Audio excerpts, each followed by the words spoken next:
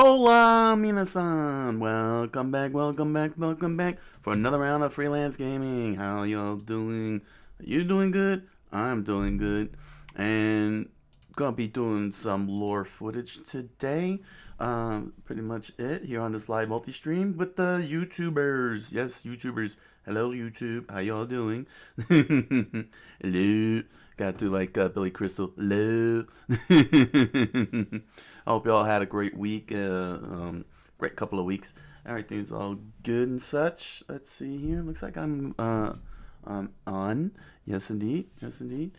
Yeah, viewer recommendations. I got a couple of viewer recommendations for some videos to check out. Well, not really videos, but like some channels. Problem is that some of them are very long, and I don't know if I really want to sit for over 40 minutes. I don't know if I want to sit through 40 minutes of, let's see, who was it? Bricky. Well, a lot of these videos got 40 minutes, are clocking in at 40 minutes. It's pretty crazy. So I don't want to stay on too long. Just get some of this done. Let's see here. Let me just pop this up for all of you and pin this over there on the YouTubes. There we go. There we go. That's cool. So yeah. So we're gonna be doing. Gonna be checking out Skibidi Toilet in real life. I'm gonna take a look at some. I'm gonna be taking a look to see if any new subtitles were added. This was told I was in the comments section. Bricky, Arbiter Ian. I don't know if I'm gonna do Bricky. I've been looking up and down at Bricky to see if there's anything on the orcs. Let's see here. I might be able to do it if I can. Let's see if I could. If his whole thing about the orcs is not too long. Then there's yeah, Arbiter Ian. Every faction is bad. The Deep Warp and other creepy things from West Hammer. So yeah, I'm gonna be taking care of a couple of these. So that way I'll have some footage for the archives next week. So yeah, I mean, Bricky's got some interesting stuff, but I was hoping he had something on the orcs. I can't seem to find the orcs. Does anybody cover the orcs? Dang it. I want some orcs. Orcs. 10th edition faction focus breakdown. Is this about the game itself? No, I want the lore. The orc lore. Because the orcs are cool. Let's see. I've seen that one. Orcs. What? My God, it's just so long. I'm already gonna cover. Oh, what's this here? Crack Duck. The best orcs, the best Xenos. Okay. Oh, okay. That seems interesting. All right. So, yeah, I'm gonna be doing one video on Skibidi Toilet, 3 on Warhammer. I'm gonna take a look at some of these. I'm gonna check out some of the episodes here regarding subtitles. Apparently, there's supposed to be some subtitles, in some new subtitles. I'm not sure that's gonna be a part of the whole thing.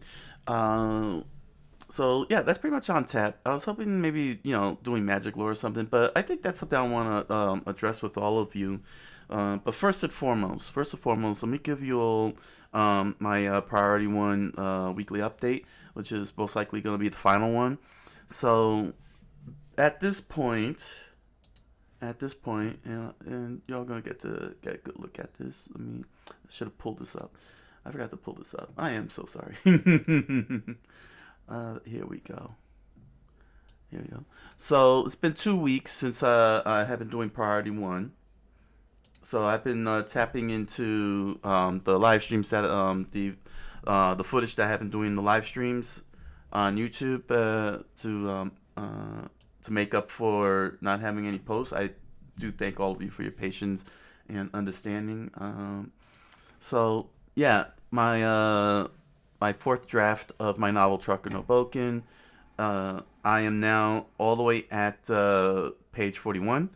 So that was like 2 weeks ago that that I started doing priority 1, and so I'm at page 41 now. Completed 3 chapters overall. 3 chapters overall is done. So I made the decision last night, once I completed chapter 3, that I'm going to go back to status quo. Go back to the status quo and priority 1. So this is pretty much the end of priority 1. And I'm going to continue to rewrite off stream. I felt after having written 41 pages. I felt that the first 3 the first 3 chapters, having written them, was good enough. And then I'm sure for many of you who might be interested in the novel, give you all the chance and opportunity to pick up the book if you're so interested. I'm gonna try and see what I could do to compile the first 3 chapters, or at least a montage or something, so you can see the progress for yourselves, and post it up on YouTube. As for JLPT, Japanese language studies, it's coming along good.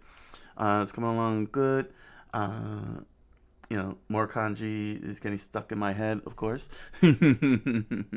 But that's also coming along very well. So yeah, I'm kind of starting to feel a lot better now, and mentally, I feel like I'm in a better mental place than I was. I'm very excited because having rewritten once again the first 3 chapters, I was able to really fully flesh out the world, my world lore, and my rule lore, and world lore, and all that lore stuff in those first 3 chapters. So now it's a lot more focused. The plot is a little bit more clearer, and I should be able to have no trouble rewriting those 12 chapters. The rest of the book. It's a 12-chapter novel. It's the first book in the series. So yeah, I'm very, very excited.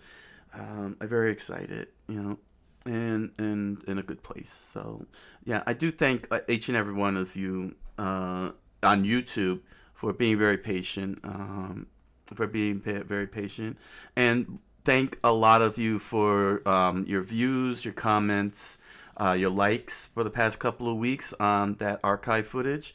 And welcome the 5 new subscribers during this whole 2-week time frame. Welcome to my channel. Hope you enjoy everything. So here's the thing. Because I'm returning to status quo, and that status quo means I'm going to be resuming City Hunter, Magi, and Secret Level. You don't just start something and then go uncommitted. You just stop cold turkey and such. I don't want to do that. That would be very unprofessional, quite honestly. I should have really put Skibidi Toilet and Warhammer on here. Yeah, I should have did that. Is it too late for me to do that? Let me see if I could do that. Change the title here. Reaction. Let's see here. Warhammer and Skibidi. Let me see here. Warhammer and Skibidi. There we go. Alright, let's see if that'll work. And Skibidi Toilet. Okay, save. Alright, well, we'll see what happens here. I didn't realize that I left out Warhammer and Skibidi Toilet. That's a very important title over here on the YouTube side. Hopefully people will catch that. So, as I was saying, it seems like people are resonating very well with the lore videos that I was covering. But I am committed to finish, to get through City Hunter, Magi, and Secret Level, because you don't just start up something like that and then just uncommit because you burn down and such, but I had to really give myself a refresh and a restart mentally, or else not very good things would happen. So you know, and it was very encouraging seeing all of you guys on YouTube, you know, coming back in, you know, watching my reactions and such. So I'm thinking if y'all like the well, none of you even go into my community anyway when I do the community polling. So what I'm thinking of is I'll still keep doing, you know, this stuff during the live streams. You know what I'm saying, the lore videos, and just get through Secret Level and Magilumier. City Hunter is over 100 episodes. It's like 5 seasons. I'm not gonna drop that, but once I finish those two, then I'll probably see about trying out the lore videos, and try you know, see about expanding on lore videos. I have done it before. If you go into my playlist, you'll find Magic the Gathering. I covered the history of Kamigawa by the Librarians. You know, check it out if you can. See if you know, and see what you think. If you think that all this lore stuff is something, you know, I'm willing to do it. I'm willing to go for it. You know, and start committing. There's a whole lot of stuff out there, and lore videos are pretty helpful. Quite honestly, they're pretty helpful for my research. You know, the all that in-depth analysis and such. Um, it's been pretty fruitful, all things considered. So I don't know. I mean, I don't know if I should do another community poll and hope, but I do need to at least finish up Secret Level and Magilumier. You know, out of since that was committed, and then see where to go from there. Now, what's going to happen with the return is that it's going to be a re-edit. It's going to be a re-edit. I'm going to re-edit it, and I don't need to do any more deep research now that I'm writing. Now that I'm in chapter 4 of Trucker no Bouken and progressing nicely. There's no need for me to do any more deeper research like you've seen in City Hunter and Hell of a Boss. So I could scale back.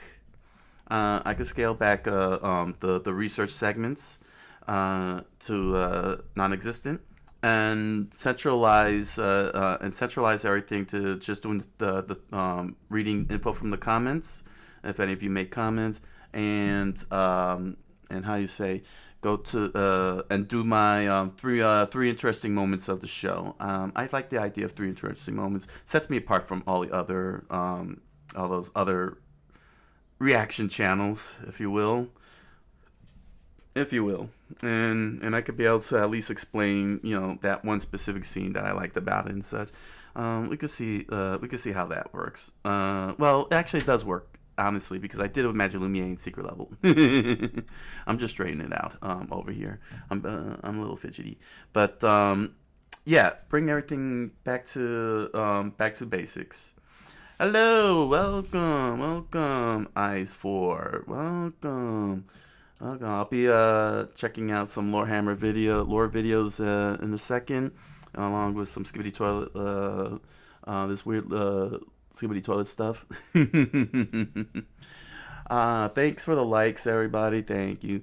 So yeah, that's gonna be the game plan once I come back. So I just want to do some of these videos for next week because I don't have anything for next week. So it'll be from the archives for those who don't catch the live stream or don't want to sit through hours of live stream. You know, saying just want those compact things. I'll have that done. So so that's the whole game plan today, and then that'll be it. And then after next week, then I'll be back on City Hunter, Magilumier, and Secret Level, and then we'll see where to go from there. So yeah, the research did good, and you guys really helped out a lot too. You know, you have no idea how much the info you guys dropped helped out. It's been very, very helpful, very good. So yeah. So let me not waste too much time. I want to start off with the this was recommended by viewer Dominique 36127. Arbiter Ian. let's see. I pulled this one up. Oops, not you. Hi, gang. Yeah, you. You're the one. We're going to start here with Arbiter Ian. This is every... let me check here. All right. Here we go. All right. So, recommended by viewer Dominique36127. This is Arbiter Ian channel. Every 40k faction is bad, and here's why. Warhammer 40,000 lore. This was noted in the comments that everybody was evil. That every faction is a bad guy, which I found very fascinating. And Arbiter Ian here actually has a nice little explanation as to why that is, and we're gonna find out why everybody happens to be evil. I don't know how the orcs are evil. They're party dudes. They're party guys. So let's check this out. Let's find out why they're evil.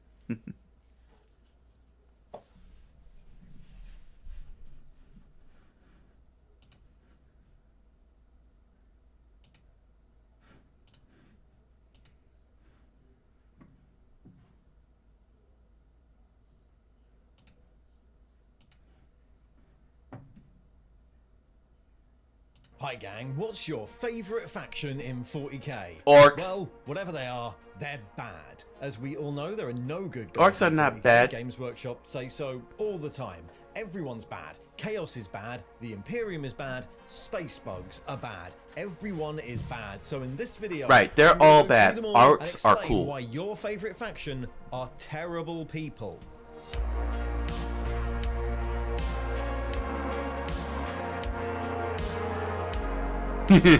Everyone is bad. There are no goodies in the Warhammer 40,000 universe. None. That's the official line, and there are hundreds of books to prove it, full of mindless slaughter, hundreds of books, and awful decisions. Every single faction in 40k is bad. But occasionally, online, some people try to question this. It's a dangerous universe after all. Maybe this faction's decisions are justifiable because of survival or heroism or something. My faction, yeah, they're fine. They're the true good guys of the setting. And those bad things they did, well, those were just hard decisions that just had to be made. And I get it. People want simplified stories with clear heroes and villains. But that's not how life works, and as a work of satire, that's not how 40k works either. 40k is a war game, and despite the many simplified action movies out there, wars are never as simple as a single righteous cause. Goodies versus baddies. Despite how much some people might fetishize them, or the idea of being in them, wars are bad. And if you want a war game where every single faction can fight every single other faction forever, including fighting amongst themselves, then every single faction has to be bad too. So let's go through all of them and find out exactly how bad they are, starting with the most obvious one. The Imperium of Man is bad. I mean, this is the obvious one, isn't it? The Imperium are designed to be absolutely terrible. As Games Workshop themselves say, its numberless legions of soldiers and zealots bludgeon their way across the galaxy, delivering death to anyone and anything that doesn't adhere to their blinkered view of purity. Almost every man and woman toils in misery, either on the battlefield, where survival is measured in hours, or in the countless manufactorums and hive slums that fuel the Imperial war machine. All of this in slavish servitude to the living corpse of a god emperor whose commandments are at best only half remembered, twisted by time and the fallibility of humanity. The Imperium of Man stands as a cautionary tale of what could happen should the very worst of humanity's lust for power and extreme unyielding xenophobia set in. The Imperium. That's all fundamentalism at its best. I could tell you that right now. Fundamentalism at its best. Oh my gosh. You know, there is an interesting question that I do have, and I'm very curious, is this society. Is all the societies in the factions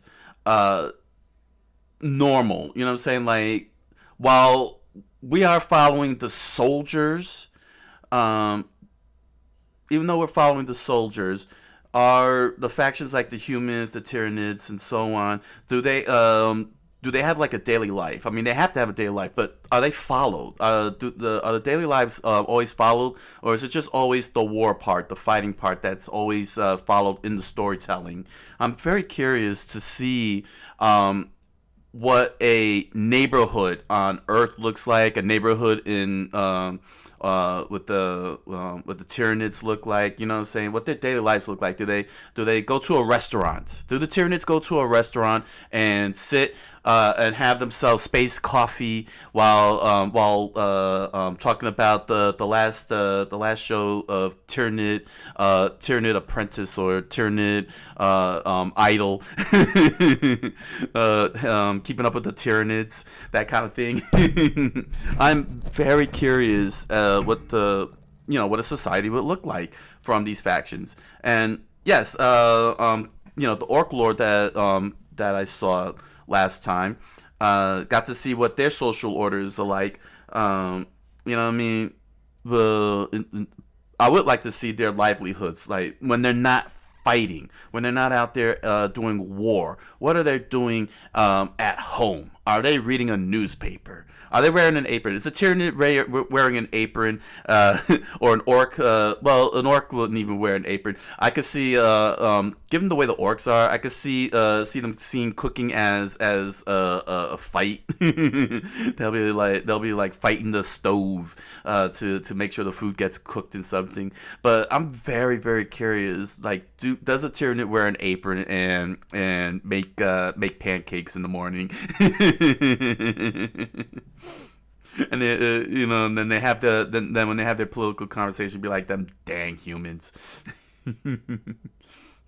Is, if you've forgotten, a totalitarian, oppressive, backwards, conservative, religious fundamentalist dystopia, rife with division, intolerance, inequality, and outright slavery that cares almost nothing for any form of what we would call human rights. The planets that make it up are wildly different from medieval feudal societies, which are bad, to nightmare cyberpunk megacities. Also bad. On one hand, as long as its constituent planets toe the line in terms of their ties to the Imperium, they can do whatever they want. But in practice, this means that the Imperium as a whole legitimizes any form of rule as long as it keeps the status quo. Hereditary monarchies and class systems, absolutely fine. Ruthless dictatorships, totally okay. Indentured servitude and literal slavery, yeah, no problem. Sexism, homophobia, racism, do what you want on your planet, the Imperium does not care. But if you try and revolt and improve things, well, the Imperium cares then, and you can expect to be bombed into oblivion for the crime of being disruptive. Of course, the Imperium does all this in the name of survival. That's what its defenders say. And yeah, sometimes the wars fought by its many armies are wars of self-defense. But even that comes with caveats. The guy who formed the Imperium, the Emperor, believes pretty strongly in the manifest destiny of humanity, also something we know is bad. The Imperium therefore believes that any form of intelligent life other than humanity needs to be completely wiped out just in case, regardless of if they're actually a threat, which can lead to strange definitions for wars of survival. Of course, the other main threat to humanity is chaos, which the Imperium solves by creating conditions so oppressive that underground cults promising a better life find it really easy to gain traction. A huge proportion of the chaos threat in 40k comes from formerly Imperial armies who were treated so horribly they went looking for something else. And while the Imperium is under threat from those things, this survival rhetoric ignores the fact that a huge proportion of wars fought by humanity are wars of honor, also a concept that's bad.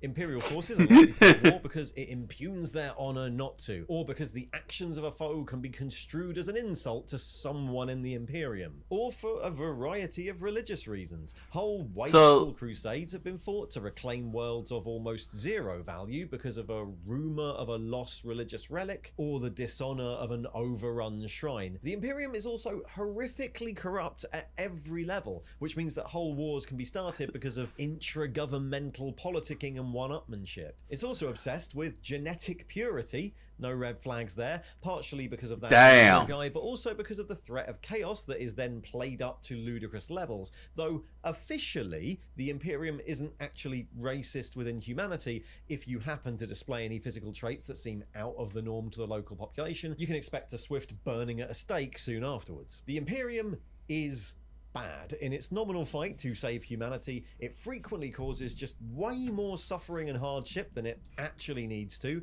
and its own sense of righteousness stops it from ever accepting that there might be a better way. And it's so focused on the idea of humanity as a Whoa, whole, those look like it angel barely wings. actually gives much of a shit about individual humans. But we can't just stop there, because all of its armies are bad too, in their own special way. The Space Marines are ruthless, unfeeling, hypno-indoctrinated super soldiers who are Little bad. They boy! regulate by abducting small children, cutting them open and filling them with gene seeds, brainwashing them, and then consigning them to an eternity of constant war. Damn. Corporations who supply those children frequently have Space no King. choice in this. Depending on the chapter, they might see regular humans as little more than collateral damage or a source of handy slaves. Even the nicer ones are horrific mass murderers willing to inflict huge losses on their own side. The nicer ones. The Astra Militarum is the ultimate uncaring military system. They're also bad. It conscripts soldiers by law into a never-ending tour of duty and then throws them into hopeless situations millions at a time,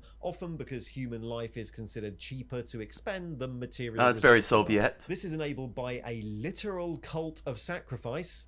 That's bad, everyone. All of which results in an average soldier's life expectancy being around 15 hours. On the other hand, its upper echelons are riddled by classism. Being from the right family will absolutely get you a safe position of command behind the lines, regardless of how many people die from your stupid decisions. And if for any reason this system might, not work that well, they just have a whole rank of people who just shoot whoever looks wrong. The Adeptus Ministorum and its pet army, the Sisters of Battle, are also bad. A ridiculously over-the-top, oppressive theocracy. They insist on total control over the religious beliefs of every human and will happily burn anyone who disagrees as a heretic, despite the fact that their God Emperor spent his entire life telling them not to. That doesn't matter to them because they're also hopelessly corrupt. The higher echelons of the church are willing to use their position and the millennia of established church law to live in unimaginable luxury and get away with practically anything they want by whipping up their supporters into a war of faith. In fact, they're such a liability that the rest of the Imperium has to repeatedly try and curb their power. The reflection of them is the Sisters of Battle, an army of, again,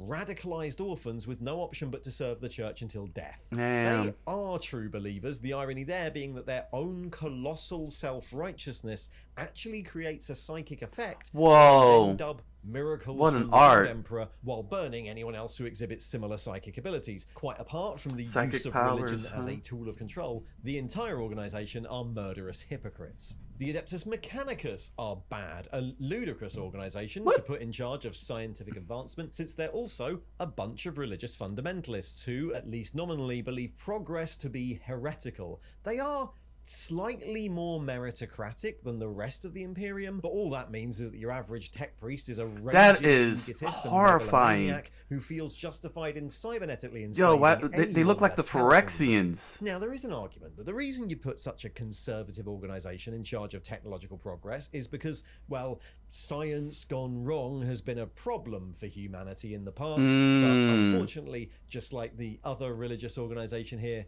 tech priests are massive hypocrites and will frequently bend every possible rule and create the most dangerous experimental technology possible if they reckon they can get away with it.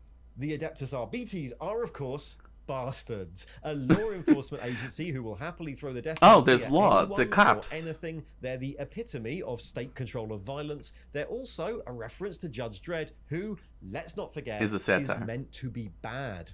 And if that wasn't enough, the Imperium has an actual Inquisition, a space navy that happily press gang millions of innocent people and then work them to death below decks, all while their upper classes host lavish dinners at the captain's table, and the Imperial Knights, an entire strata of feudal aristocrats who rule over a peasant class and control their walking mech suits through special chairs that actually turn them into even bigger dicks. All of this is also bad. It's a bit questionable how bad the Imperium would still be if the Emperor had survived, because his regime was pretty terrible, but the Imperium is definitely, absolutely bad. But don't worry, as Games Workshop said, there are... Oh my gosh, and this was half the video. Dang! They took humans as bad to a whole nother level. Jeez. Holy dang. Like, from religious fundamentalism to to classism. Oh my gosh! And then there's a technological science. I guess Scientologists or some science maniacs. Oh my gosh, that look like Phyrexians. They freaking look like Phyrexians. It's insane. Oh damn! You don't want to be a human being in this world at all. Like everything. You know what it reminds me of? And then there's psychic powers. But you know what it reminds me of? That episode of Rick and Morty when Rick stripped out all the bad, from himself and Morty, and you just see this weird, I guess it's gelatinous green blob version of them that's all pure evil and anger and everything. That's what this feels like with the humans. They all got stuck into that machine, and all the evil got ripped out of humanity, and then just wreaked havoc on the universe. Pure hatred. So all in all, it's nothing but absolute hatred. Damn. It is absolute hatred right in the heart. And then they go kidnapping kids and turn them into machines, sticking them into marine machines. Then you got orphans who get proselytized by psychic stuff. Oh my gosh. This is amazing. This is amazing. That the level of evil is amazing. The orcs are awesome by comparison. Why would I want to be with the humans? At least the orcs are true to their thing. They're not being hypocrites or anything. They just want to party out and beat people up. Oh man. Well, is he gonna? I hope he has enough time to cover the other factions. I gotta know what their evil is. But no good guys in 40k, so everyone else is bad too. The Leagues of Votan are bad. They're also a really good foil to the Imperium because rather than ancient notions of manifest destiny, bigoted conservatism and xenophobia, the Leagues of Votan are humans, sort of, who get to be bad in a whole new way.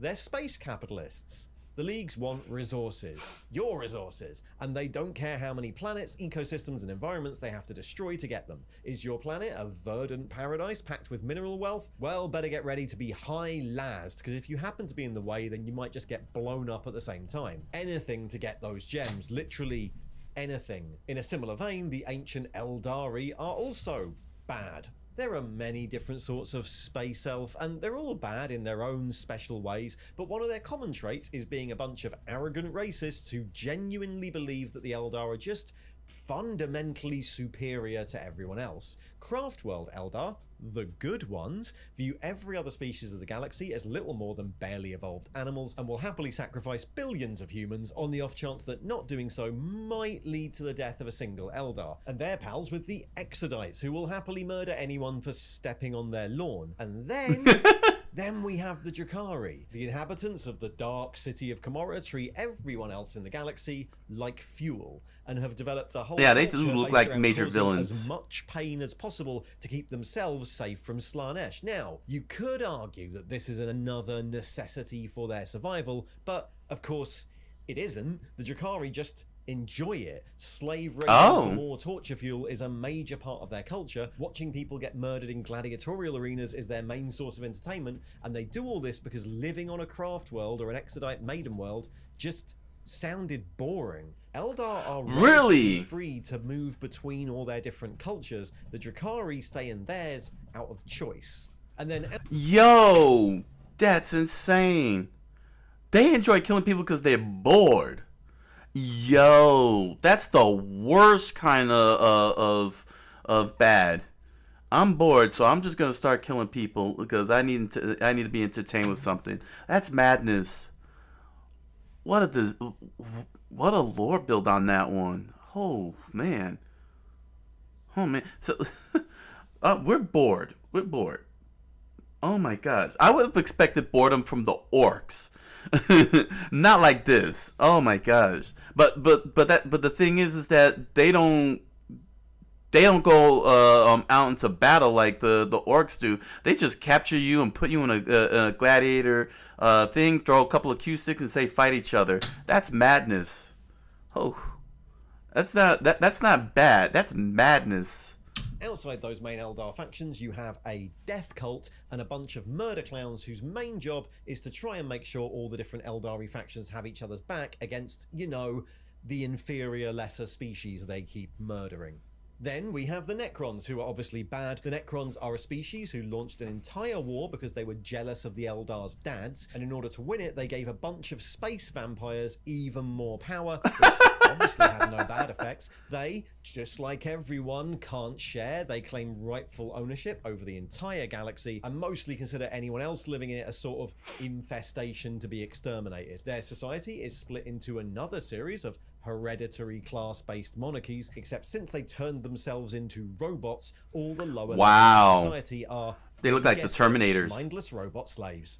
And then there's the Tau, who might look like the nicest on the surface, but no, they're bad. The Tau Empire dreams of uniting all the disparate species of the galaxy under the doctrine of the greater good, and their watercast envoys send out diplomatic missions to convince nearby planets to peacefully join them. And if they seem reticent, that's fine. They'll just use economic manipulation or outright war to achieve the same results. The Tau Empire must expand after all. Once you're in the Empire, you get all the benefits of advanced Tau society as long as you're willing to live as definite second-class citizens. Oh, and if anything goes wrong, the Tau commanders might just execute all the weird aliens just to be safe. And oh, dang.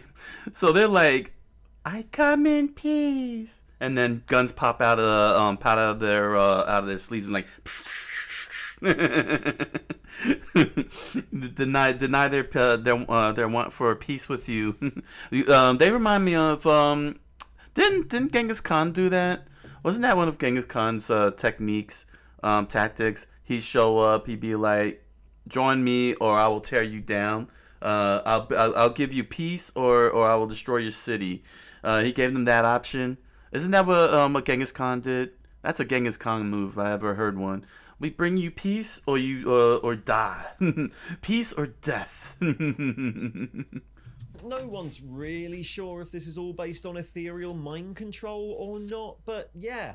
Join the Tau Empire, fight for the greater good, and don't get ideas about the greater good. Now, orcs are an interesting one. Yeah! Originally as a tool of war, and who treat fighting as a fun form of entertainment. Yes. There's an argument that orcs aren't actually morally that bad. They just really, really like fighting, and they can't change that. Their wars are fought out of biological imperative, and they frequently cause just as much damage to themselves as everyone else. And yeah, that sort of tracks until you see what happens after orcs win their wars. Because orcs, like apparently everyone else in the setting, are slavers. Captured humans can look forward to horrible treatment, being worked to death, and being the subject of casual cruelty just because the orcs think it's funny. Stuff that implies a definite choice to be a dick. Yeah, orcs are still bad. But finally, for the alien sector of the galaxy, we get the Tyranids, a huge alien bug swarm. The Tyranids probably have the best claim of all the Xenos of 40k to being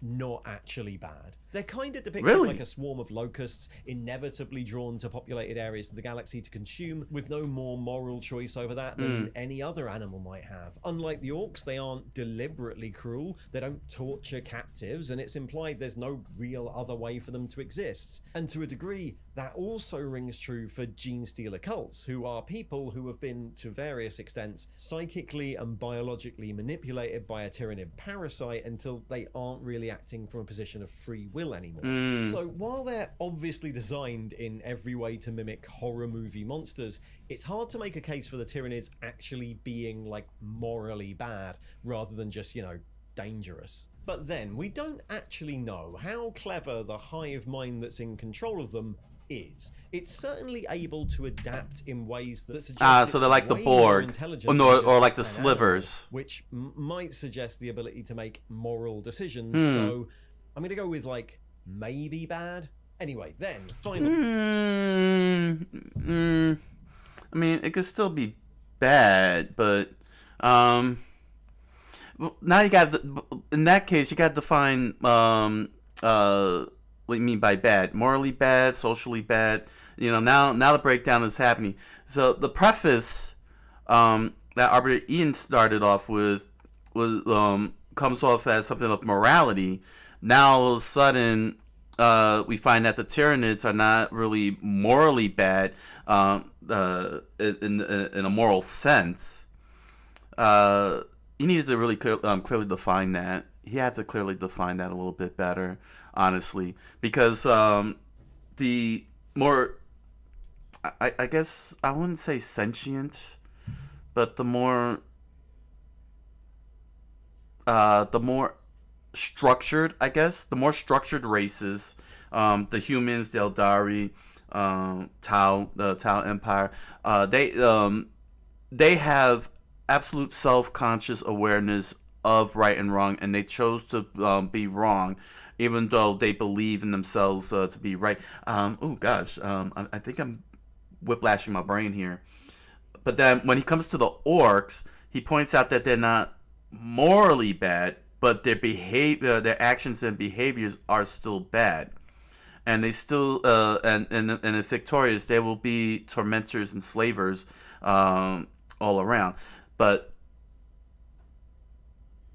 and then we come to the Tyranids, who are more bug-like, with a hive-like mind, like any bug would be, and doesn't have a sense of bad morality. They're just only bad on the basis that they swarm. Yeah, this is tough.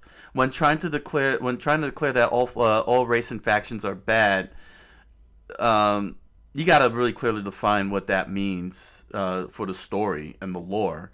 You know, you can't just say bad if there's going to be layers of cruelty and evilness.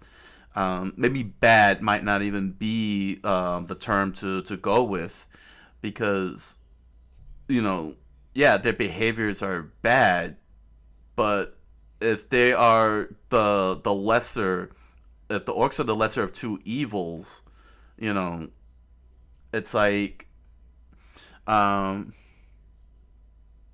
they really? Wow, because you're saying that they're not bad in comparison, but they're still bad. It's such a contradiction to say, if you're trying to say they're all bad.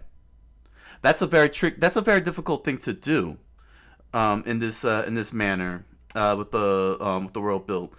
Because if you're gonna say everybody is bad, there's got to be some semblance of morality within each faction.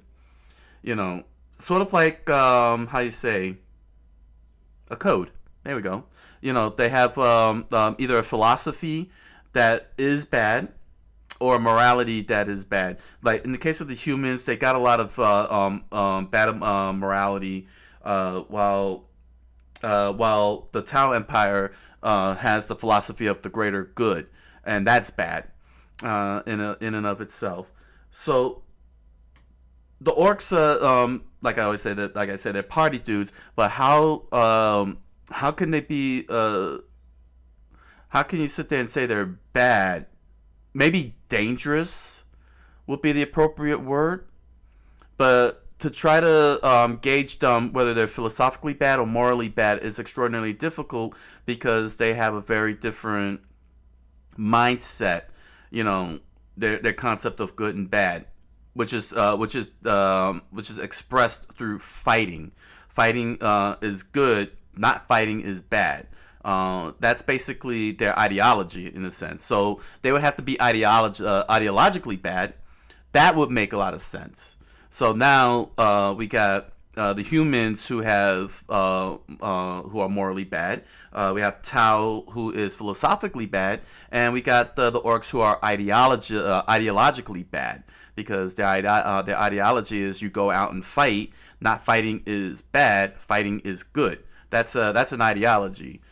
Perhaps, maybe, if you want to express bad in the world of Warhammer, it would have to be done at a level. You would have to clearly define what the badness is, because then you're gonna sit there and say the Tyranids are not morally bad. They're just a bunch of bugs that are hive mind.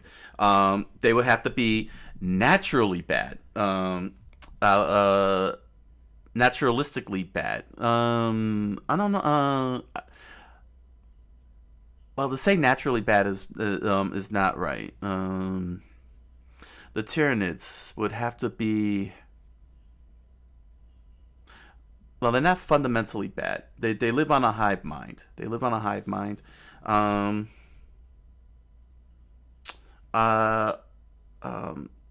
Naturally, no, because that means that they're bound by nature.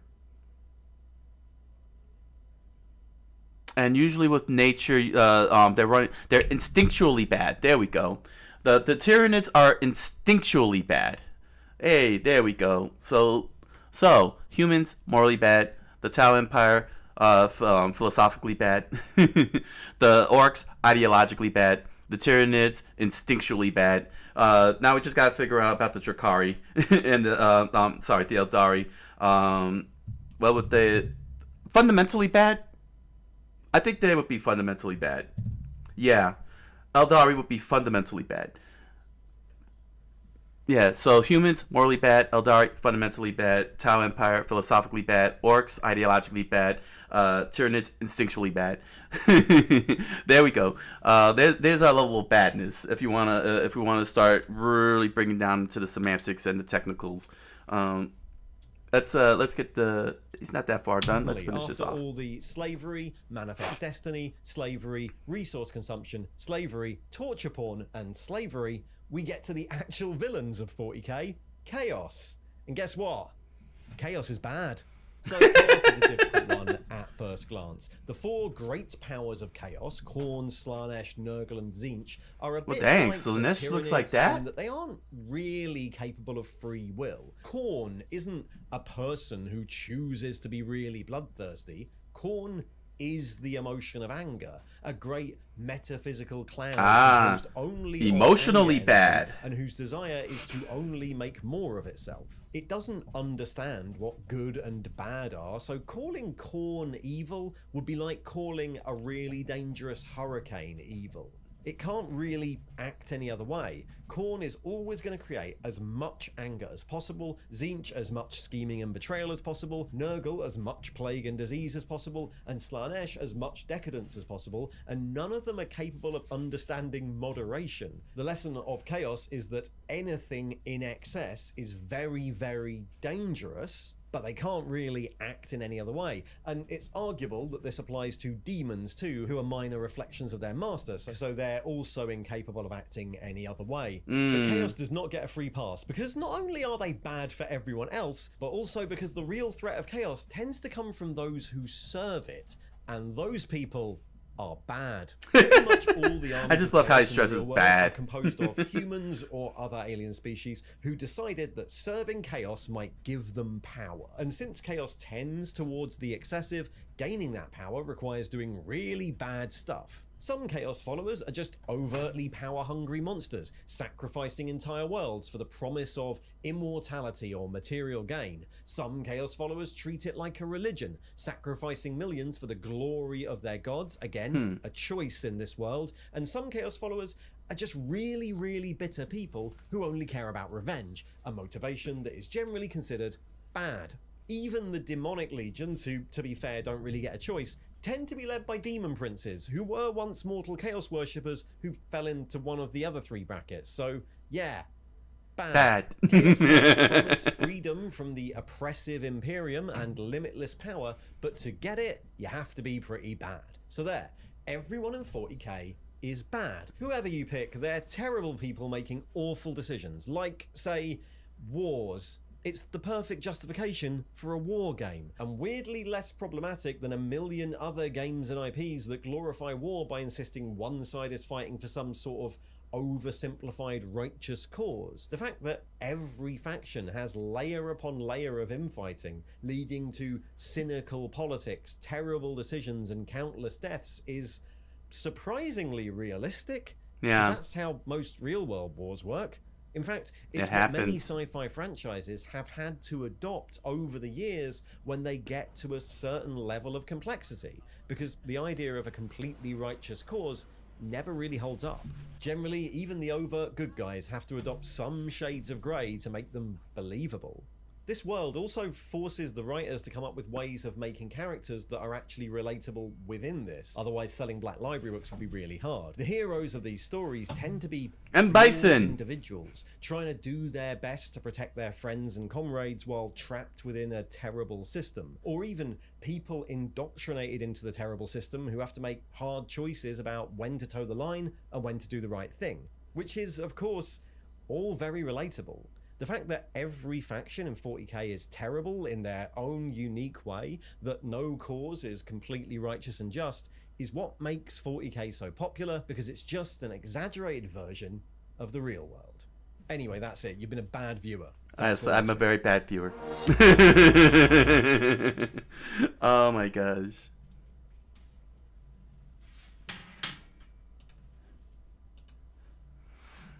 Oh wow. I didn't, I did not comprehend the level of bad that exists in 40k. Dang. When I talk about layers upon layers upon layers, I feel like just saying bad is oversimplifying the whole thing. They have each of these factions really have an adjective next to that bad. So yeah, let me know what all of you think down in the comments below. Does it make sense that the Imperium is morally bad, the Eldari is fundamentally bad, the Tau Empire is philosophically bad, the Orcs are ideologically bad, the Tyranids are instinctually bad, and Chaos is emotionally bad? So there you go, guys. Debate down below in the comments, because dang, that's pretty freaking impressive. I mean, it's really impressive that Game Shop was able to, the lore masters were able to centralize evilness and bad the way that they did, because it's very easy to slip into wanting to put in a good guy when you have so much negativity in something, but to be able to harness it and flesh it out, expand upon it, make it three-dimensional, show the ambiguity within, that's not easy to do as writing, in terms of writing. Trying to write bad guys consistently is extraordinarily impressive, especially since as the saying goes, your good guy is only as good as the bad guy you create, that whole saying. And definitely it shows here that despite the fact that everybody is a bad guy, their points of view has a lot of interesting, I wouldn't say interesting. It's interesting to see what their point of view, their outlook of the world is and everything. That's why I say, let's see here. Let's see here. Let me just give an example here. Let's see who we got. Who do I want to show here? I don't want to go back to the Orcs. Where's the Tyranids? The Tyranids. No, that's the Chaos. Where are the Tyranids at? Yeah, the Tyranids, for example. They're just all they're just doing is going by instinct alone. And from everybody's point of view, that's bad. But from their point of view, that's who they are. That's who they are. They gotta live to eat. They gotta do whatever they can, to ensure the survival of their species. And if that means being like a bunch of locusts and eating out all the wheat, they'll do it, even though they don't want to do it. I mean, they probably, it sounds like they don't want to do it, but because they are insect-like in nature, it's their insatiable nature to go and consume whatever they can. So from our point of view, it's like, oh, that's bad. This is what makes them bad. But from their point of view, it's a must. they want to live. You know, they're looking to live. They don't want to die. They don't want their species to go extinct. And so they got to do what they got to do as a locust-like species to ensure that they live. So this is some of the most fascinating things that they were able to accomplish, you know, in storytelling. You know, they don't. That's why, you know, I understand why he says, you know, they're the least bad, but it's still bad. It's bad in the case that they can consume and destroy everything because of their insatiable appetites, and it's pretty well thought out, actually. You know, it's pretty well thought out and very well executed in this case here, and very well done. That's not easy to do, quite honestly. It's not easy to do when you have to deal with when you have multiple factions and you got to pick them all as evil in some way, shape, or form. So yeah, man, Arbiter Ian. Make sure to check out Arbiter Ian. Every 40k faction is bad, and here's why. Warhammer 40k lore. Check out the channel. You'll find the links down in the description below. Dang, what a world! All right, so never in a million years. Never in a million years was that I ever knew that was gonna happen. Oh my gosh, that's crazy. That's crazy. Let's see. I want to. Let's see. How many do I want to do the deep warp, or do I want to continue on with orcs? You know, maybe next time I'll do the deep warp with Westhammer, because I've already covered Westhammer, so I want to spread out the channels. I don't want to be, you know, like a content leech with these guys here. They do a damn good job with their videos, and I want to be a little respectful, not, you know, be too much of a leech on them. Try to spread it out for all and get some variety. So let's do orcs is the best Xeno. So just to note that big thanks to Dominique36127 for recommending Arbiter Ian. Thank you very much. That was pretty awesome. That was a pretty awesome research there. Okay. So let me stay on with the orcs because I love the orcs. I fell in love with the orcs. The orcs are good. So this is coming from Crack Duke, or I don't know. Looks like it's pronounced Duke, like my man from Bloodsport, Frank Dukes. Sounds like he's the brother of Frank Dukes. Crack Duke. Orcs, the best Xenos, Warhammer 40k lore. Be sure to check out Crack Duke and unleash your kumite. Let's get that research started.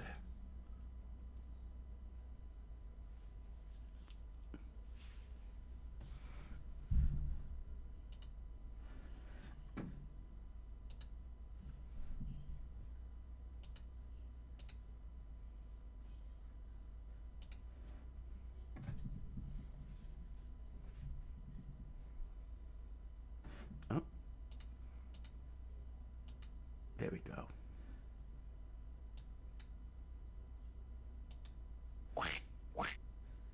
Crack Duke.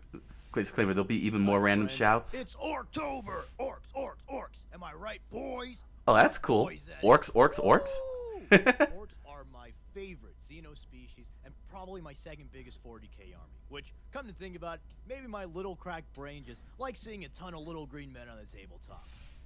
But yes, Orcs!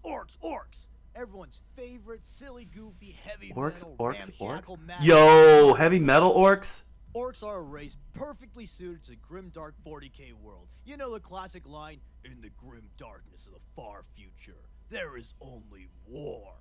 Well, when a normal person reads that, they might say, oh dear, well, that doesn't sound very pleasant at all. True. But an orc would say, oh, wow, that sounds like literal heaven. Orcs literally only want one thing, and it's disgusting. And unlike regular boys who just want cool-ass figurines to paint, or I guess hotties or wherever that original quote was referencing, orc boys only want war. I mean war.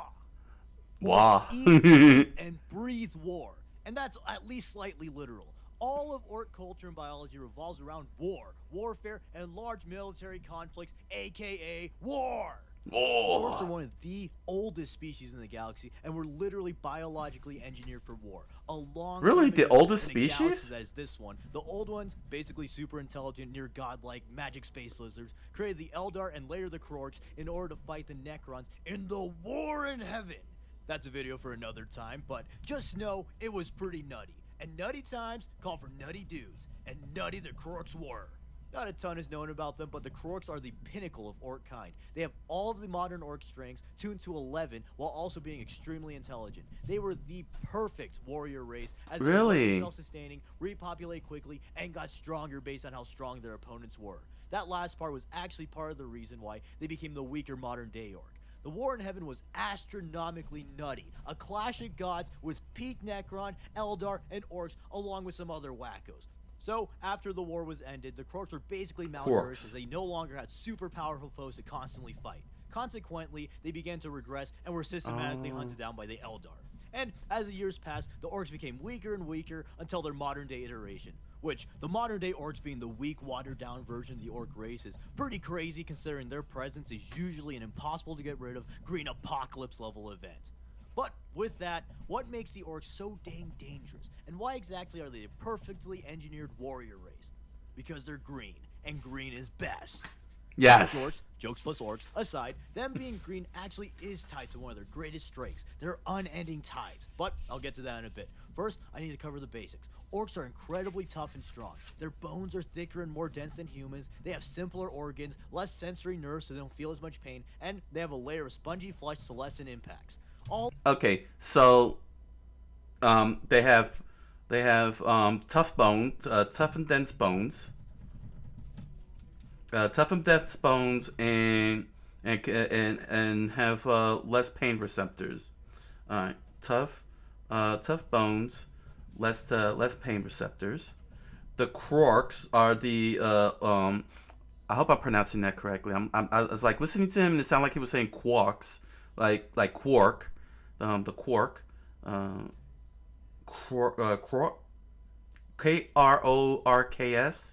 I'm hoping I'm pronouncing that right. It sounded like he was saying quark with a U, like space quarks or quarrel. Less pain receptors, and they were basically the ancestors.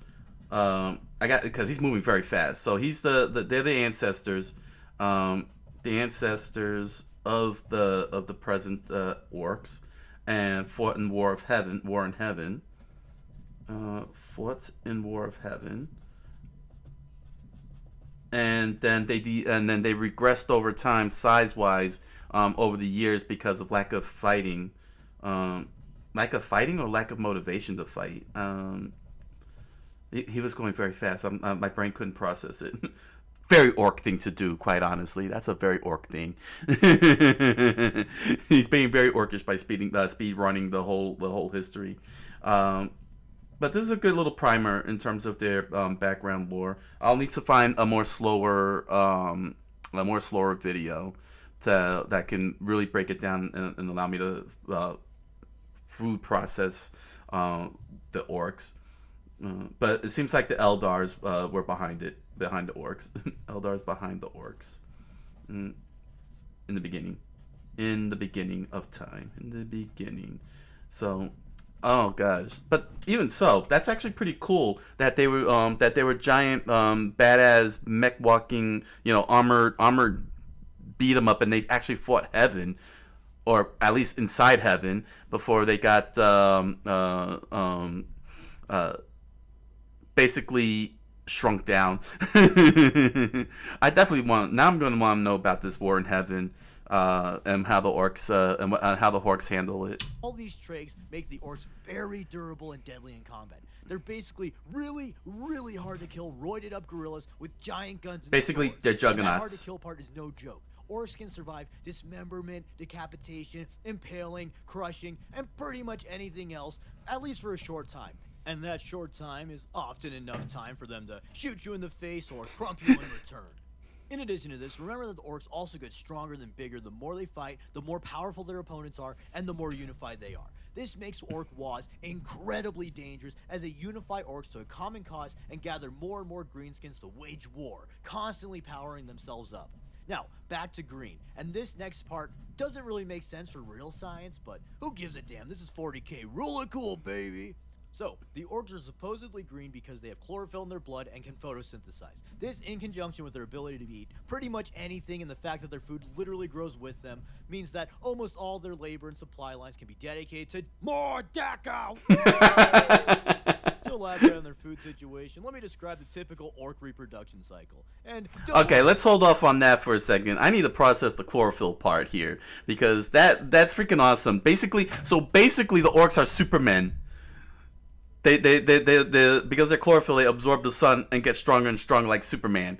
That is crazy. I mean, they're shootable Supermen. But I guess it's safe to say they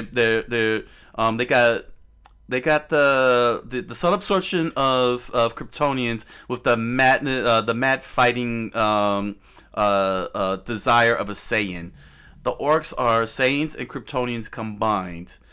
Oh dang. Minus the super part, the Super Saiyan and the Superman part, because they can get killed. Oh damn, I love them already, man. Just imagine them sitting in the sun, basking in the sun, and just pumping up, like, and then just come out with the DACA. Is that a thing though? Orcs. That sounds like a cool chant. Orcs. Kiddos, right. Orcs reproduce in the boring way. That's to say they don't have sex. Unlike us super cool Warhammer players. Orcs are technically a fungoid species, which makes no sense with the photosynthesis thing. Since not being able to photosynthesize is a key differentiator between fungi and plant. But I quit biology, so I didn't have to think about biology anymore. That's true. Moving on. Also, sometimes orcs are said to be a third fungus, a third animal, and a third plant, specifically algae, but this also doesn't really make sense. And a third roid. It's 40k, not McGraw-Hill. So moving on. Orcs are one of the most numerous, if not the most numerous factions in the entire galaxy. Psst, they're the most numerous. The orcs have been found in every corner of the galaxy. Wow. There's no doubt at least 10 of them on the low end and more than 11 of them on the high end. Even worse, the orcs spread and reproduce at an astonishing rate. So if they don't quite inhabit every corner of their galaxy yet, they will eventually. That's so insane. Spirit Halloween, like a bazillion of them can just show up overnight and sow terror in the local population. Boom! October callback, baby. But back to Serious Town. Overnight is a bit of an overstatement, but they still reproduce very quickly. Orcs reproduce by releasing spores which incubate underground into little freakish plant wombs and gestate into various orcoid life forms. Often squigs are born first, then snotlings who start the food supply by herding the squigs and cultivating fungus, then the grots build important structures, and then finally, just like a blister, the orcs come after the hard work's done. They use all the stuff the lesser orcoid life forms so nicely made for them and go off to look for something to fight. This orc life cycle makes it almost impossible to fully eradicate the orcs since once you kill one of them, they release a bunch of spores to start the cycle. You know, now it makes sense why they'd be fungal. Visited by the orcs, they have to deal with them for the rest of the time. That makes so much sense. Why they would be considered fungal. They're a fungal infection. You got to get rid of fungus. Fungus is very hard to get rid of. Of course, there's Warhammer. Who cares about science? That's pretty freaking awesome that they're actually a species of fungus that has chlorophyll properties in it. You know, they have chlorophyll properties in it, so they can actually be planted in the ground. They grow up in the sun. They get all cultivated by the other factions. They pop out and become an orc. That is so damn clever. This is such what an imagination. to combine fungus and chlorophyll together. All signs be damned. They're out in space. They're out in space, and like a fungus infection, they're spread all across the universe. And they're very hard to kill because fungus is very difficult to kill. That's why they have so much toughness in their bodies and everything, and are relentless. They really personify fungus. They definitely made Warhammer The Last of Us. They're bloaters. They're crazy bloaters. They're clickers and bloaters with guns, and a society. If the clickers and the bloaters formed a society, oh damn. That's man, the lore masters of Warhammer just got one hell of an imagination, man. I'm so impressed. But This is inspiring. I realize I just listed a bunch of names that might sound like a bunch of nonsense to normal people, so let's quickly segue into orc culture. The orcs essentially have a cast. Well, I did cover that a bit. Critters I just described are put into. Much like Rat's playground not children or the Decepticons, orcs believe that might is right, Yep. and the biggest and strongest shall lead the rest of the boys. So, the squigs, snotlings, and grots are considered lesser beings since they're weak and small and can barely even fight, usually. And as such, these little Just give them a mech, all the that's it. boring ass tasks like manufacturing, farming, being farmed, fixing things, and basically everything else actually essential to actually keeping their society functional.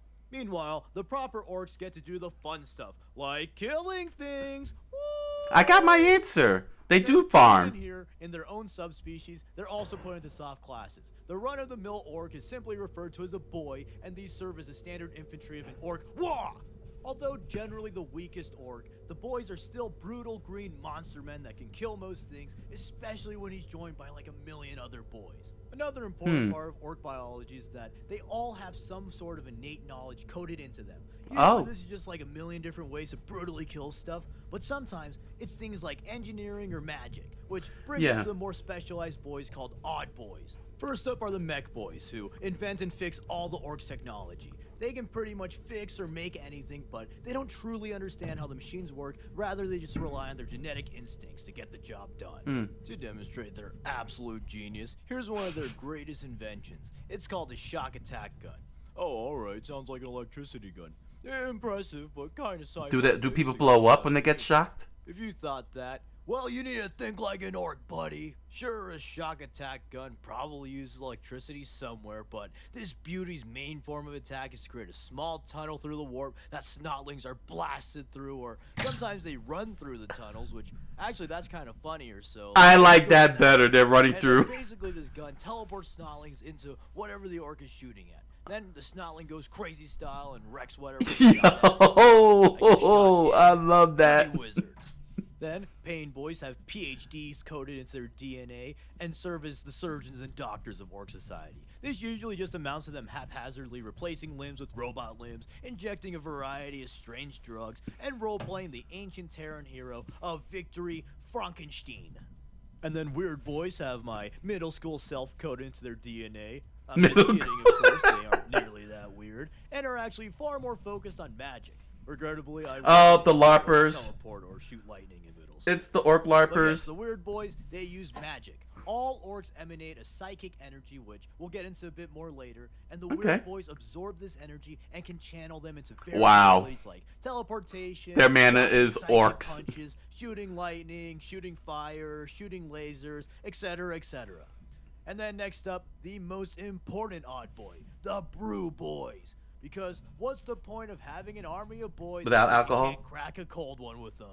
Then, up the totem pole, you got the knobs, which some would argue that a knob would actually be down the totem pole, if you know what I mean. Wink, wink. Much like goldfish or lobsters, orcs continuously grow in their lifetime, and the ones that fight hard enough or long enough grow to be very powerful. These are the knobs, and they serve as the leaders of orc society since they're bigger, stronger, and meaner than the rest of those gits. Some knob types are mega knobs, who wear mega armor, which is basically orc power armor, the best suits being comparable to Terminator armor. Other than durability, the orcs also, of course, strap a bunch of guns to these. Then there's the flash gits, which are the richest orcs who have the bestest and biggest guns. Oh, so that's where the channel name comes from, Flash Gits. Okay. Oh, so that's where Flash gets got his channel name from. Okay, that's pretty awesome. Oh wow. And then they got the cyborg. I don't know. That was kind of an abrupt pause, but that kind of blew my mind. When he said that Flash gets Flash gets name.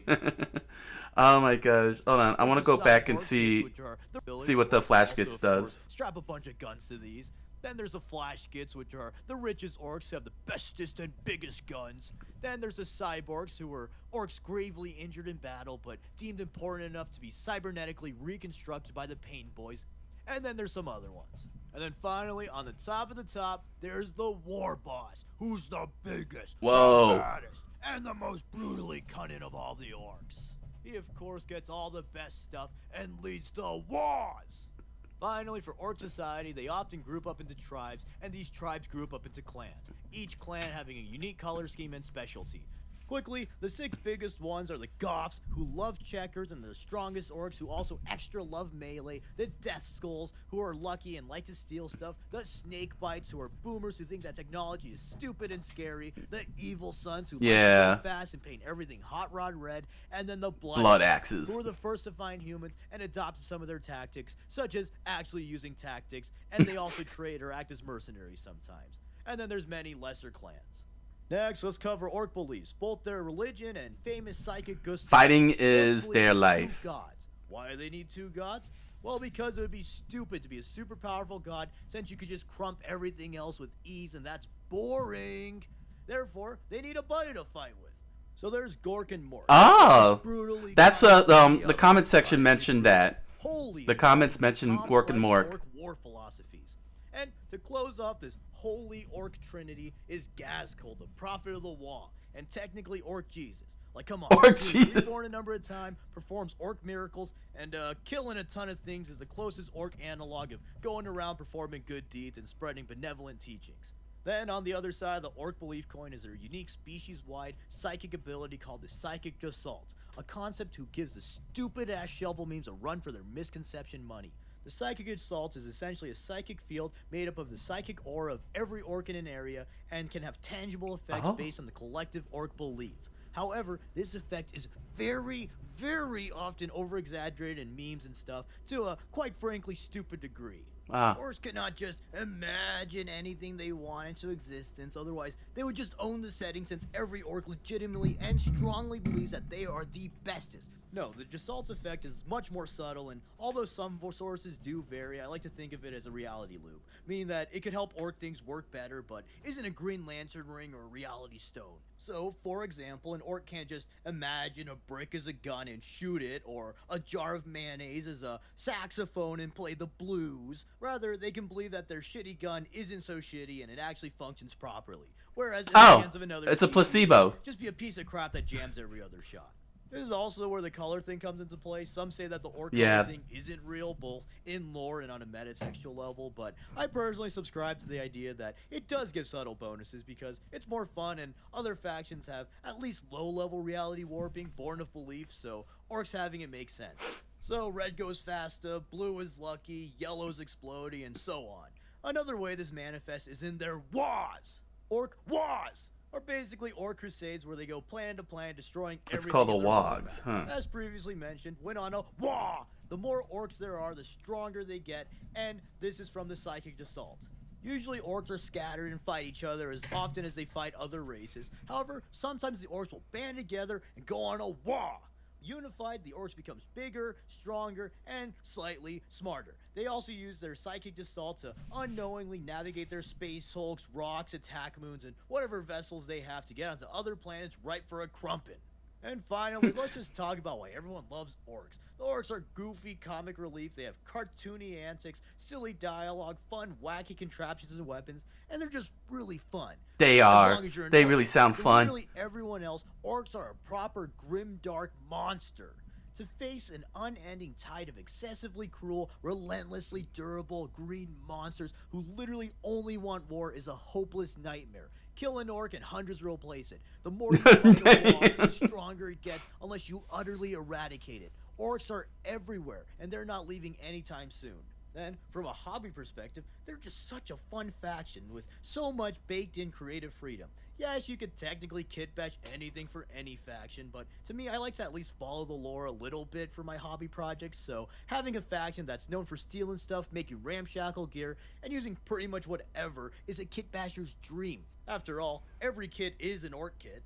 So, to me, orcs are so beloved because they perfectly embody everything people love about 40k. They're over-the-top goofy at times, but they're also a grimdark nightmare. They make fun characters and stories, and are awesome from a hobby perspective. They are truly the Warhammer 40,000.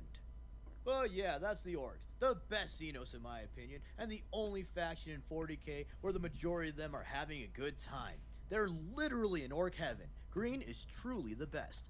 So let me know what you think of the orcs and what your favorite clan is. I definitely want to make more orc videos, and the reason I haven't so far is honestly because I didn't like the way I drew them up until recently, so be on the lookout for more specific orc videos, maybe like orc units or gas coal.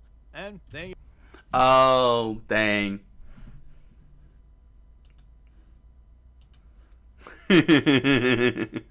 Orcs. Oh, dang. Yo. This was fantastic. Very, very quick and to the point. Very good job. Oh man. Yeah, they're fungus. They are a fungus. They're fungus. They literally live up to the name of being funguses. They spread. The whole galaxy's got a fungal problem, and they're the orcs. I love this. Oh my gosh, this is so imaginative. I can't believe how imaginative this is. You know, that the whole entire concept. Hold on, I need to collect my thoughts here because he's not lying. This is a rule of cool in action here. You know. The other factions from what I've seen so far, and I haven't gotten into their deep dives and everything, they seem a little too hard line, how to say, like too serious. You know what I'm saying? Some of them come off a little too serious. Interesting, you know what I'm saying? Very fascinating worlds from what I've seen so far of the humans and the Tyranids, Tau Empire, and so on. So far, you know, but they seem way too serious, you know, for a world build that is just outright imaginative and creative. And the orcs here, you know, is a great relief from that. I think that I think Warhammer has been done a great service with the existence of the orcs, and I think the Tyranids would also fall into there. Probably Chaos as well. From what I've heard so far of the Chaos, there's a lot of crazy Eldritch horror going on. Plus, Slanesh, is that the way she's really drawn? Oh my gosh. Oh my gosh. However, the orcs is a great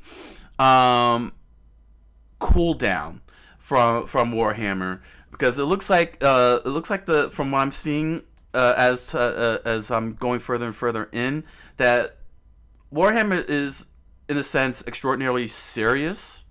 It's extraordinarily serious, but sometimes you've got to be able to have a moment. Let me see if I can find the growing part. Yeah, these little guys here. Why can't I find them? The story about how they get reproduced. Let's see here, because this is actually a very, very important thing. First of all, I'm glad I got my answer. If these societies do things like farming and going to cafes and such, yeah, they do farming. So there's my answer. They do have a mundane life.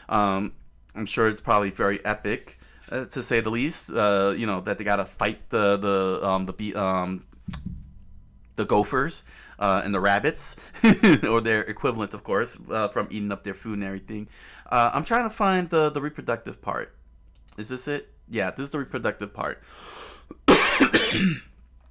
The fact that they're literally grown, that their bodies spore out and it falls over into the dirt, and then they grow with the trees.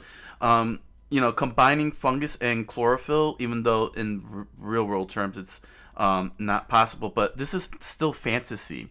Science fiction fantasy, but you don't want to. But if you're gonna, lean into the fantasy part, you got to be creative. And yeah, sometimes mixing up things that are illogical in our real world and make it logical brings out a lot of fun. And making the orcs being part chlorophyll, part fungus is quite clever. I never thought of that in any of my writings, and the fact that this actually exists and has nice, good functional property to it makes it very interesting. So to go back to what I was originally saying, here, the orcs is what you would call what I would call like a cool down moment. So when you're writing stories, you tend to have, your action, your fighting, you know what I'm saying, the high drama, everything is all fever pitch, it hits its climax, now it's done, right? Then all of a sudden, you have this one moment where everybody is sitting back and relaxing. Whoever your protagonists are, you're seeing them having a time. They're sitting there and just chilling. They're having some fun. You kind of like wondering, well, why all that? That's actually more important for the reader or the viewer to have a moment to cool down, let the reader breathe. Basically, it's called breather. It's a breather. You know what I'm saying? That's the term I was looking for. The orcs are a breather. Because from what I'm seeing in these videos when they cover the other factions, it's extraordinarily serious. There's a serious tone to them. Even though there's a fun factor behind it, there's still a serious tone to the other factions, the Imperium, the Tau, and so on. And if you have too much seriousness, like way too much seriousness, not only will it be overwhelming for the viewer, but it could get very tiring because you can only do so much seriousness in a sitting. Absorb all that seriousness. It could be very, very overwhelming, and it could end up becoming very boring because people are gonna sit there and say, "Well, what else you got? You just, don't these people have any type of fun or anything? What do they do?" Like the question I asked in my previous video, where's the do they go to a cafe and have coffee? Do they go to the park? Do they have these mundane social lives? If everything is just fighting throughout all of the stories of Warhammer and such, it can get tiring very quick. So for the orcs to be like this, designed the way that they are, lore-wise and everything, is a great breather. I really could see that if I leaned into the other factions very, very hard, like whether it's the Imperium or the Eldari, so on, I would feel overwhelmed, and I would want to take a step back and have something, that's a breather and cool down from the seriousness of these factions. And here we have it with the orcs. You want to just have a good old-fashioned fun, not worry about all the intricacies of all the other races and factions, the gods and such. Just go right to the orcs and just have a good time. Very, very good, very good design. This is why I'm starting to fall in love with Warhammer, because it's not centralized and focused on just being serious, even serious for serious sake. They show that there is a level of fun, and that the game is supposed to be fun, and that is what I see the orcs' very existence is to let it be a reminder that even though this is a war game, these factions are very, very serious. This is still a game of fun, and here's this group that's all about fun. They're all about having a great time, and and doing fun stuff, fun weird things, crazy things. It's all about the joy, and that's a very good job. A very good job on Warhammer's part. The game designers and their lore masters did a very good job. Making the orcs the funnest of the entire group.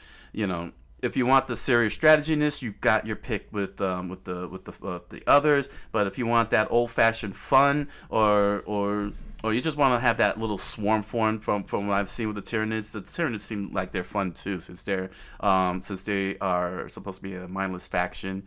They're insects. If you're into the insects and such and want that mindless go. But the orcs in and of itself, yeah. The game most definitely need that. If everybody's gonna be bad, you gotta have somebody that can give you an extra layer of fun, and you're like, yeah. Oh gosh, I'm glad I picked the right group, man. I picked the right group. The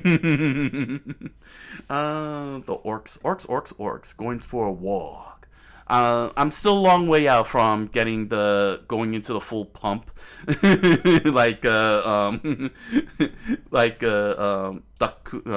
Crack Duck did. Or is it Crack Duke? Sorry, I can't figure out if his name is Crack Duck or Crack Duke. But the point is, eventually I'll probably have my first orc figurines, and I'll be screaming out "Wog!" I don't know, maybe the Wispy Wog, the Asmere Wog, Wog, orc, be all wispy about it. So yeah, once again, Crack Duke channel, make sure to check it out. Orcs, the best Xenos Warhammer 40k lore. Great job explaining the whole more details of the orcs. They truly are. They truly turned out to be the best. Oh man. All right. Let's jump on over to Skibidi Toilet. Let's jump over to Skibidi Toilet here. So from Riazal Wafa 7957 recommended that I check out. That I take another look at some of the episodes in Skibidi Toilet, because apparently there's supposed to be new subtitles added in. I'm not sure if the viewer misunderstood my situation with the subtitles, but I want to be I just want to make sure, just be on the safe side, that I really didn't miss anything, because I've always been wanting to get the subtitles. Oh, so season 25 is back. Oh my gosh, season 25 is back. Is it back? Let me see. Yes, it is. All right, here, let me show y'all. Yeah, season 25 is back. Good. Stupid. I'm glad that the fuck boom and all of his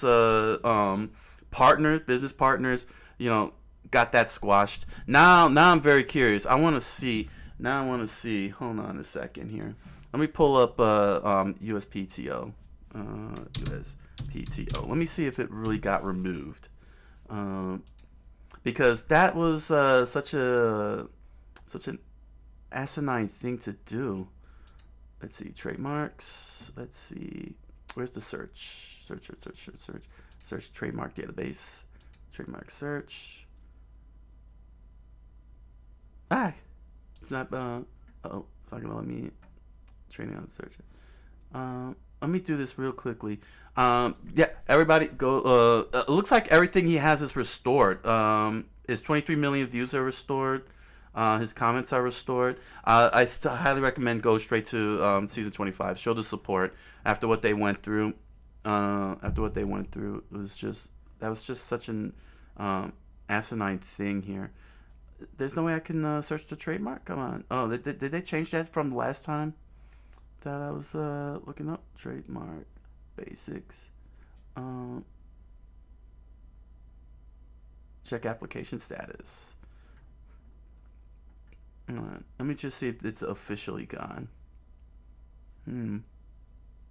Search database.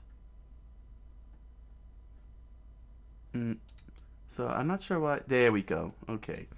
Let's see here. Skibidi toilet. Okay.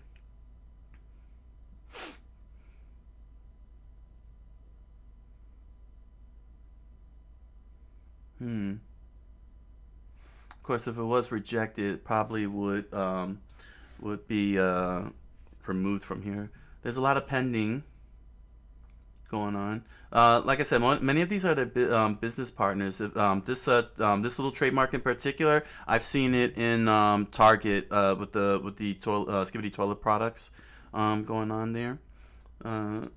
That's why it was so ridiculous that they did what they did on the to Grasimov on his channel. Yeah, all of these toys from the Skibidi toilet brand here. Yeah, this must be it. Dead, abandoned.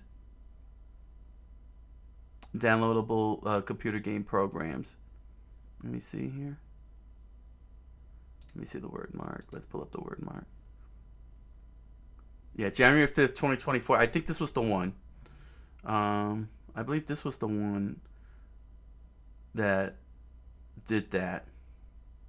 Abandoned because the applicant failed to respond or filed a late response to an office action. To view all documents in this file, click on the trademark document retrieval at the top of this page. Goods and services. Primary class for downloadable computer game programs, computer programs, computer software, mobile. Yeah, this was I think this was the one that I pointed out. Because I recognized the other trademarks. Mimas LLC. What were you thinking?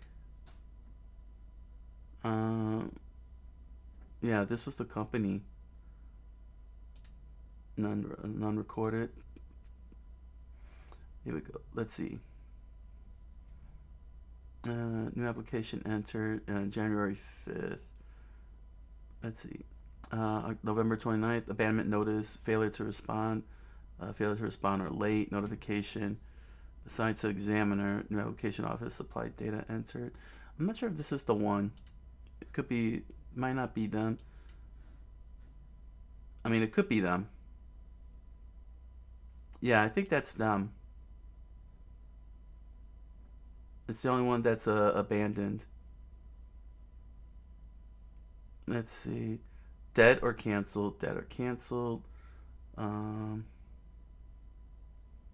Yeah, those were the ones. These were the ones. They must have been the ones. Well, we're not gonna know anyway officially who it was. It's all speculative at this point. But this was the. In fact, I'll have to look through I'll have to go through my archives to see who it was that that I spotted. It might not be them. Dead, abandoned. The word mark. I think that was them. I could be wrong. I could be wrong. But ultimately, that's the only way is that they dropped it. They had to drop it. There was nothing they could do. Whoever pulled off the trademark, whether it's them or some other company, they were not going to win out. They were not going to win out for many reasons, and one of those being, as I showed you, they've already been throwing trademarks for Skibidi Toilet, official Skibidi Toilet products that Grasimov had allowed. To be made into toys and other products, and that all I gotta say is this: don't ever do that. Don't do that to people's intellectual properties. Just because they didn't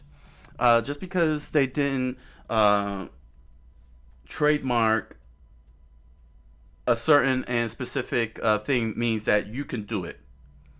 There's a reason why the TM exists. You know, like over here. You know, there's a reason why I had this TM up here. You know, it's to inform all of you that that's mine. you can't touch it. You know, and I can and it can be challenged. You know, it can be challenged and so on. It's not worth the money. It's highly expensive. It costs $200 for each mark, for each class of trademark. You know, how can I explain this? I'll show you. Yeah, let me bring up the view screen again. All right. So you see all of this. All of this. They clock in upwards of $200 each. This is $200. This is $200. $200. That's $600 just to cover stickers, journals, posters, collectible cards, calendars. Then $200 here for backpacks, purses, wallets, luggage tags, tote bags, and $200 here for clothing, T-shirts, sweatshirts, pants, and so on. You have to pay for each of these specific categories. They're all broken down. They're all broken down just like that. And Grasimov has the money to do that, as well as the companies he's working with, like Invisible Narratives that he's working with. He's clearly working with them because, like I said, I've seen the products at Target. And they have to pay $200 around $200 for these. I don't know if it increased or anything, but I know that it's in 3 digits. It's triple-digit costs for each of these categories. Okay, and you got to cover every single one of these. And if these are the culprits, I can't remember if this is the culprits, but if these are the culprits, or whoever the culprit is, just because you can secure for one category, i.e. downloadable computer games, does not automatically mean you own all of this. You have control over all of this, or you even own the franchise itself. That's not how it works. That's not how it works. It will never work like that. That's why I tell all of you now, don't do it. You're wasting money. You're wasting money. If you're relying on lawyers to fill all this out, you're spending thousands of dollars. This costs thousands of dollars because they have lawyers. You know, they probably got help with lawyers and others who are well versed in trademark law to do all this. So they're not just only spending upwards of $200 for this, but they're spending thousands of dollars for the attorney fees to do all of this. Okay, it's not worth it, and it's not worth to try and fight for somebody's IP that's not yours to begin with. It's you know, you're wasting your own money, and you're gonna lose big time. My advice: don't. If it's not your IP, don't mess with it. Okay, make your own IP. Create your own IP. Okay, if you're smart enough to create a trademark, then you're smart enough to create your own intellectual property, your own original intellectual property that you could call your own, and make a product out of that. That's a lot more cheaper to do than this. This was a waste of money. I don't know if it's them who did it. I can't remember now if it's them, but I remember seeing something to that extent. But that still doesn't change my point. You know, it's not worth it. Okay, it's not worth trying to claim something and then going on a legal attack against the original owner of their IP and making them lose their video. You know, making their videos blocked or trapped or pinned down or something. That's very shady practice. It's a very shady practice, and it would be nice, at least here in the United States, if there's a law to, you know, penalize people for bad faith, for bad faith registration. I believe they do have it. I'm not sure. I'm not sure if they have it or not. It doesn't even matter. All I gotta say is it's not worth it. Don't waste your money going after somebody's else's IP. Okay, it's not worth the money. Make your own IP. Just make your own IP and be done with it. You know what I'm saying? If you can't make your own IP and you gotta take somebody else's, you can't be helped. The criticism will be justified, and you can't be helped to avoid the criticism. Don't do it. Just don't do it. It's not worth it. I don't know what possessed him to think that it was worth trying to claim Skibidi toilet like that. and try to say, oh, because we have a trademark, that's officially ours, so therefore we can't. You know what I'm saying? Don't do that. Just don't. It's not worth it. You know, it's not worth it. But I'm so glad that Grossimov got his video back up. Season 25. Highly recommend all of you to watch it. It's go and support his channel. Give him the likes. Give him those likes. Here we go. Give him those likes and enjoy it. So, all right. I wanted to let's go. Let me try and find these videos that Riazal Wafa 7957 recommended to check out the subtitles. I hope that the subtitles are on there, and see what information we could get out of this, so that way everything can be nice and clear. Let's see. Start off with, let's see, 72 part 2. Okay. 73 part 2. And I'm just gonna only jump to where the subtitles are happening at. I'm not gonna rewatch the whole thing. I've already covered them. It's only so many times I could watch these videos. 76, the full episode. Yeah, I think I saw the subtitles. See, that's why I was very confused here. And then there's all of 77 parts 1, 2, 3, and 4. I probably did. I watched the whole full episode. Oh, okay. You know what? Maybe that's what it is, because I probably saw since I saw Skibidi Toilet 77. I didn't cover them separately, did I? So there probably was, and not in the full episode. We'll have to see. But again, big thanks to Riazal Wafa 7957 for helping out here, so I can be able to get more info and find out and get more plot. So let's explore. Let's explore a Skibidi Toilet. Okay. All right, so let's see. Closed caption is on. Let's see here. It would have been nice to have gotten timestamps. Let's see. Was it here at the end? Yeah, here we go. All right.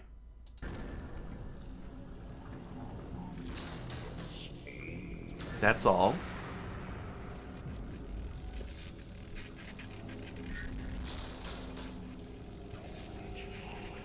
Pathetic.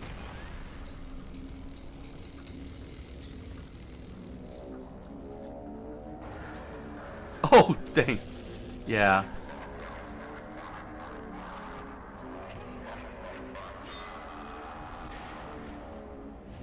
Oh, dang. Got him. I'm not sure. Is there, shoot, I really didn't want to rewatch all of this, but I need to see those subtitles.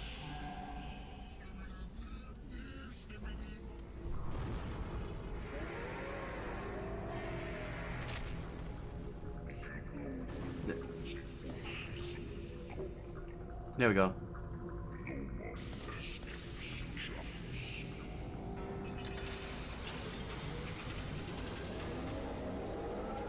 So no one escapes justice. That's the penalty.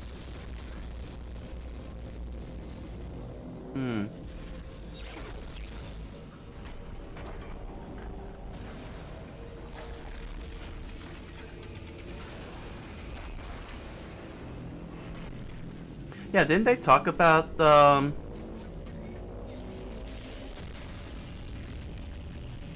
someone he knew?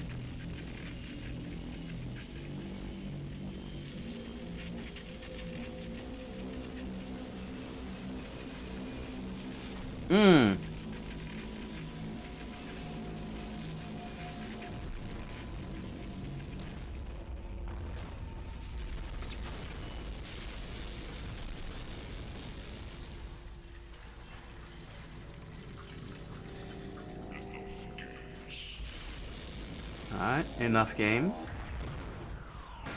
And then beating down a helmet clad. Yeah, he got the helmet out.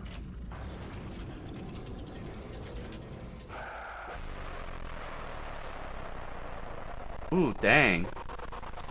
Well, that's hard on the ears there.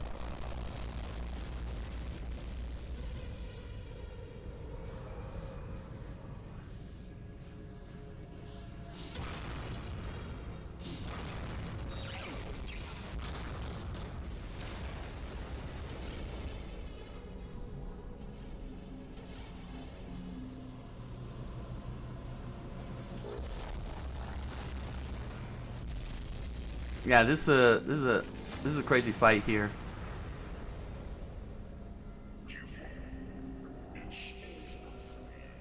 Joe over. Oh my gosh. So far, all he's just telling him is to give up.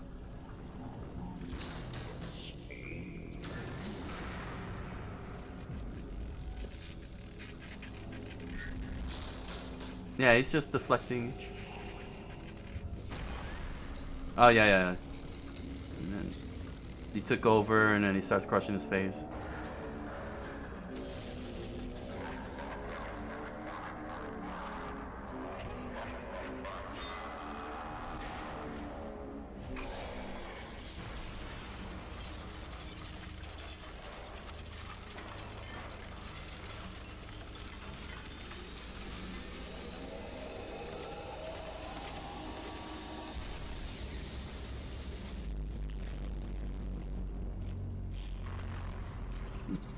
Oh, I seem to have blocked you.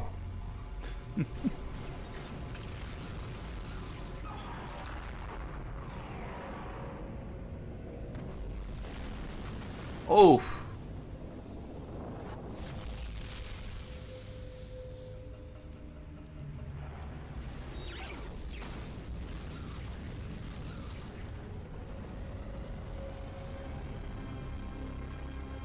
Yeah, they had to take him out.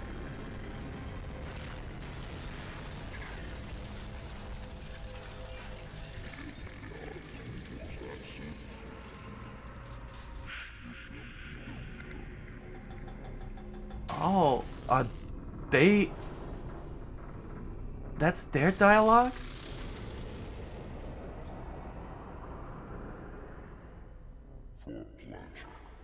For plunger. Alright, cool. There we go. Alright. Alright, so the Titans want to avenge Plunger. That's actually pretty cool. Oh, that's pretty cool. Alright, so, okay. So then, I probably, this was 72, huh? For Plunger. Yes, avenge Plunger. Plunger was so awesome. Okay. So here's 73 part 2. So basically it was just primarily taunts and the Titans calling for avenging Plunger Man since he died. So alright. So there was not much to that. But it really gave a good look at the characters since now we had dialogue. Yeah. Let's see 73 part 2. Oh.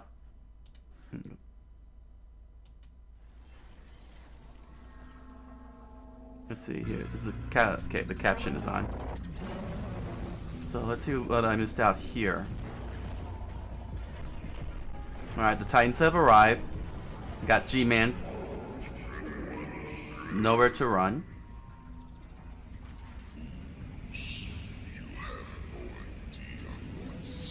He's talking about the Astros.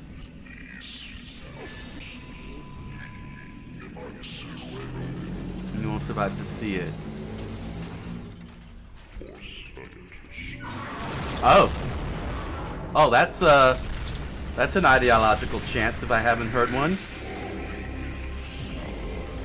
I'm the last thing you'll see. Oh.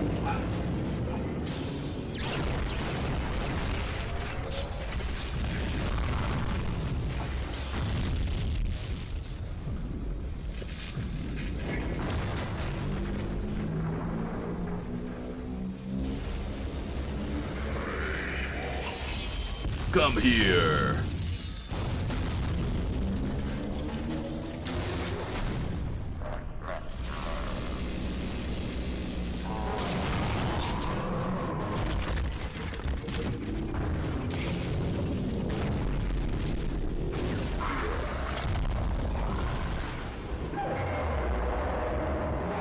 Oh yeah, it got on his back. Yeah, he's been taken over.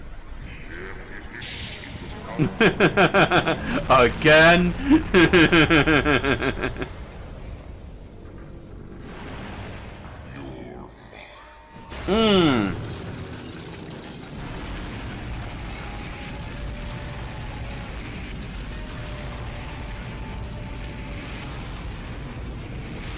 Oh dang. Yeah, there's still Skibidi toilets. Yeah.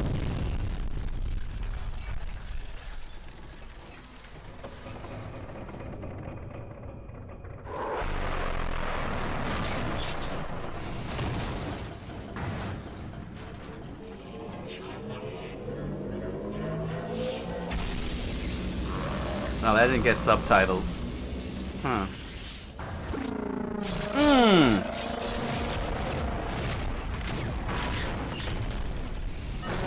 Took him down.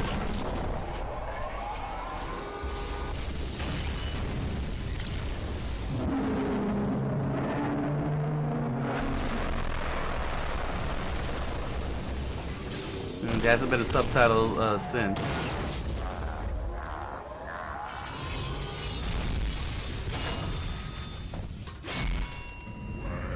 Oh, that was cool. There we go.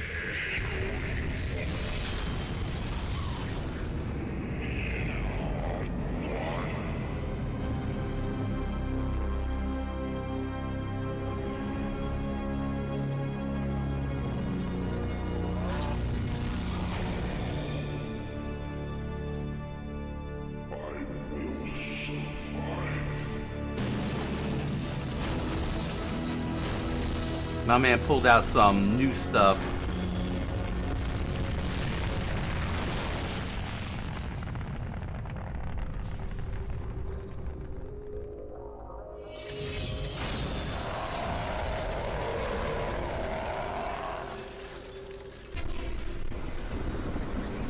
Wow.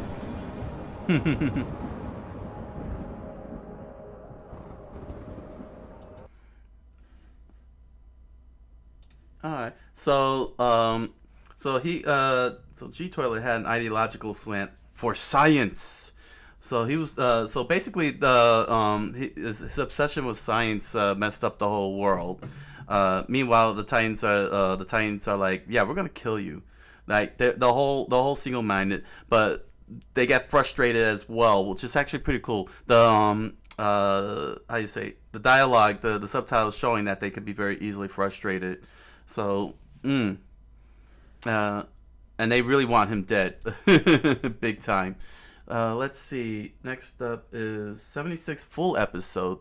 I've already covered 76 full episode, so I don't know if it's really worth. Was it the full episode? No, because season 25 was all of the. I keep forgetting. Yeah, season 25 was all the 70s. Yeah, 75 through 77. But I guess there was more details within these. So let's see here. This was I already did part 2 here. So let's go into 76 full episode and check the subtitles on that one.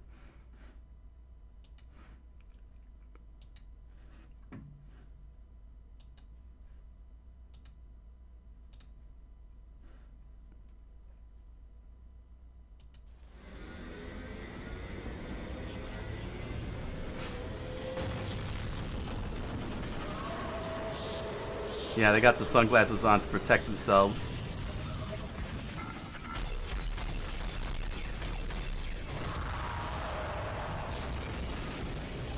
Yeah, dealing with the Astros. Yeah, they're pissed.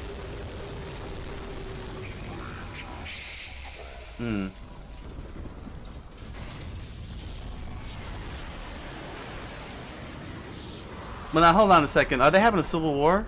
Right. Or is it the Astros? No, it's the Astros. Well, either way. Yeah. Yeah, the Astros were betrayed.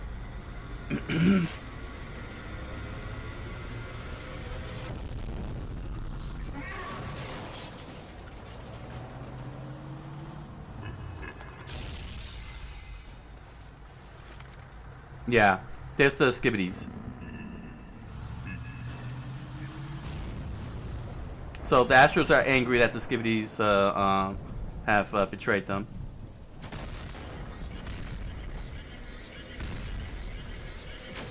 And here comes one of them. Yeah, so the, I should be corrected now. The Astros are screaming out, "You're a traitor" to the Skibidis.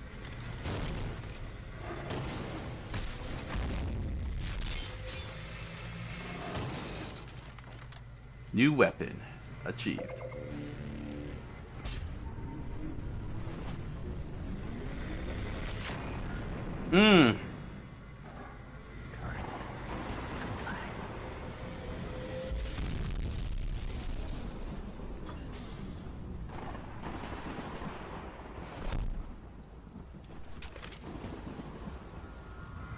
That is an awesome weapon.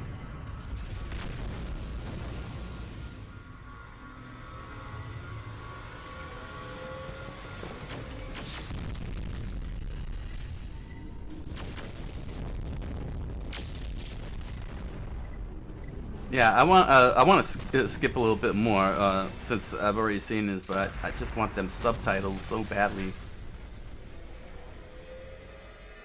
I worry I might skip a subtitle or two.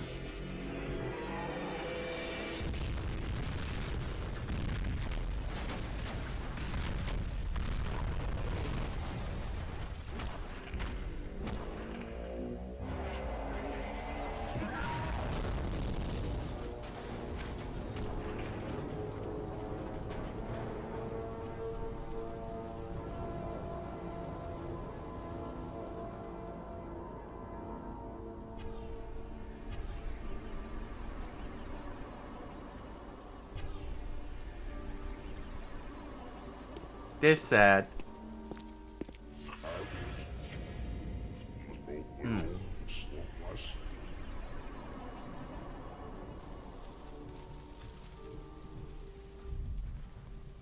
Examples claimed by TV men.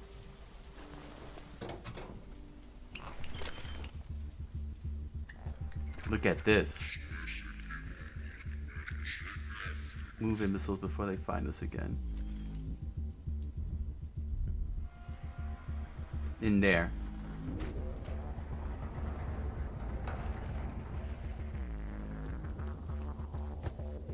I always found that funny, like.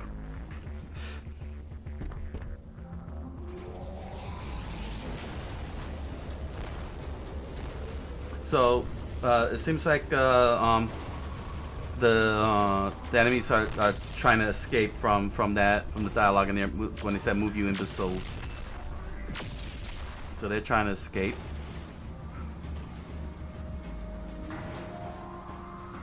Dang it, make this a freaking video game, an arcade. Get Raw Thrills on this. This is a Raw Thrills arcade game. Put in Dave & Buster's, every single Dave & Buster's.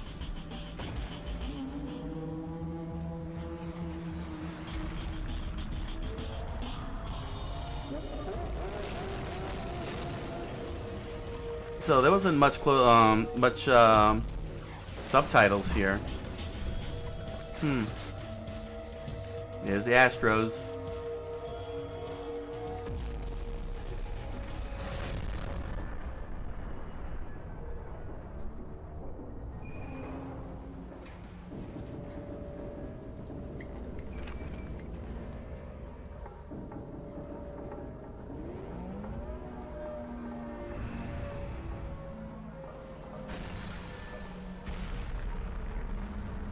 Chuck Norris.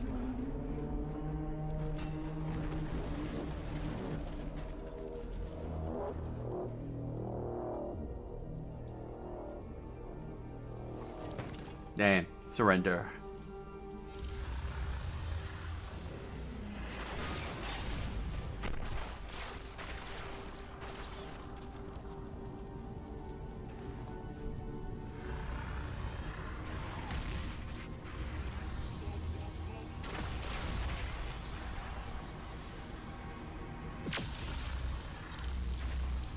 Damn.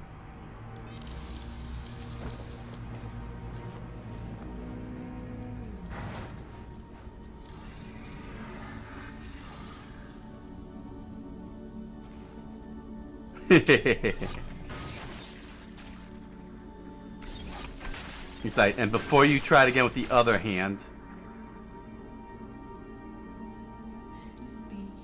it's nothing you can, there is nothing you can do. Come here, wench.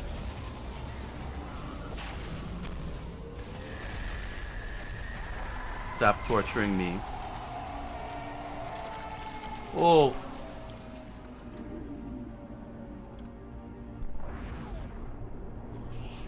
Someone tampering in our communication. Squad was chasing the Titan and is missing. Sure you want to participate? Proceed with the plan.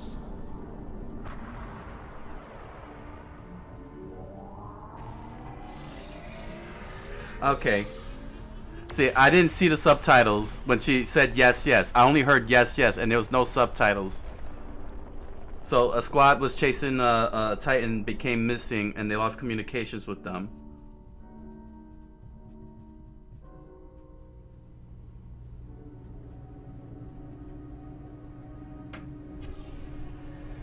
That'll make a cool game over screen.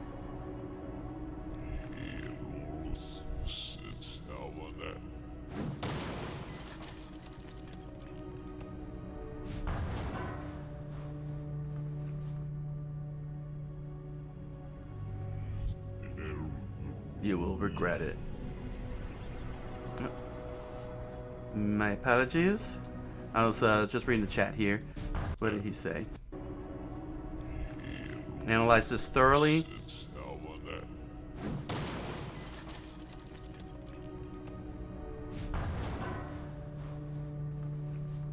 The finger. You will regret it.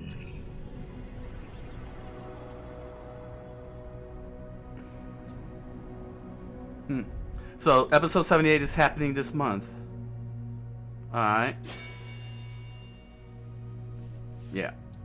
So so basically there wasn't much dialogue, but in this one, but the key part was that they found out that one of the that a communication was lost because the squad was chasing the Titan and was missing. Mostly taunts along the way.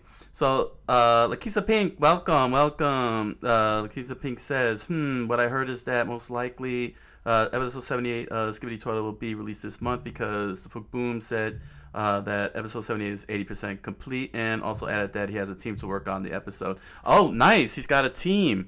Oh, excellent. I'm still debating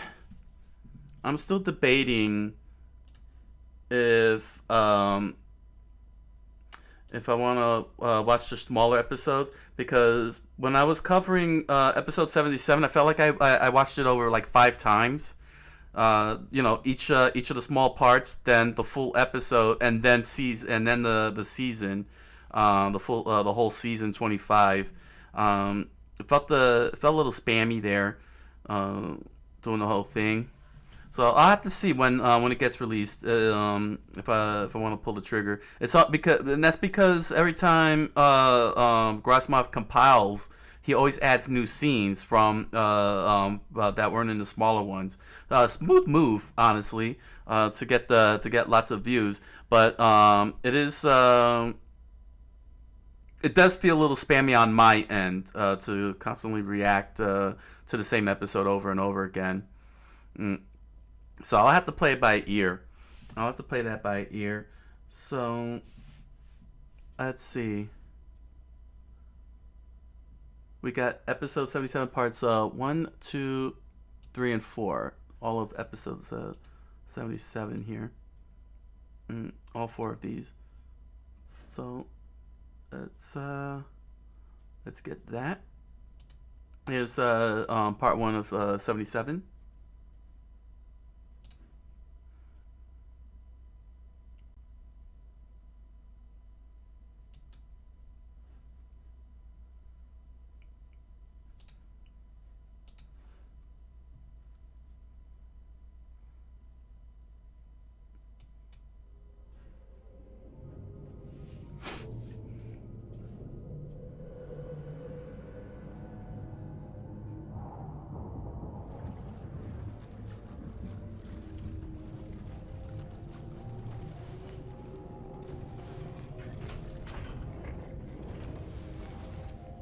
Yeah, didn't the full episode have the subtitles? No, right?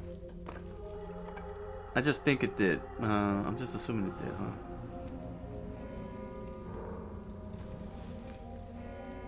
Yeah, because I've seen this like 1,000 times now. I think I got the subtitles on this one because they were like, "Wait, we're humans." Yeah. Don't shoot. We're not enemy. I've seen likes of you helping out other people. Can you get us to a safer place? Yeah, I think I got this. No. Can't you see the church is on fire? Well, she is speaking.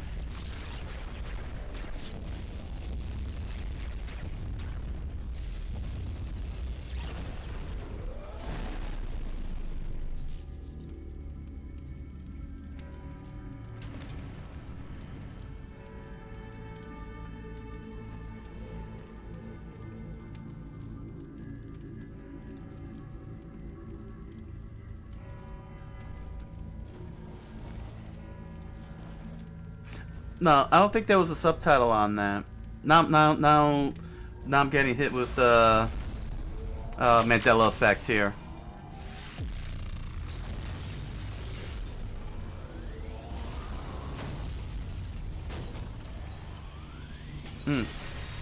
Chat room says, and the folk room said that this episode will most likely be long, not as long as episode 77 full episodes, but he sure will be satisfied with the results.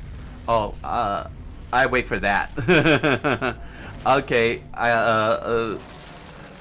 if it's gonna be nice and long, I'm definitely down for that. White bro is aiming at me. Is he stupid? Okay, I didn't see the subtitles. Life. Relax. We ain't here to hurt nobody. Alright. Time for us to become friends. Officially. Officially. We are not asking. Yeah, now it's a lot more clear what they've been saying. Because they got a very, very deep voice.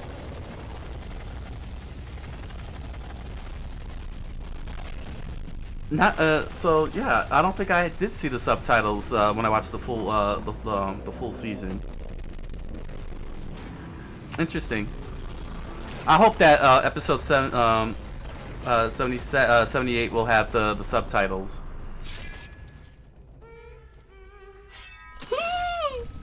Chop bird.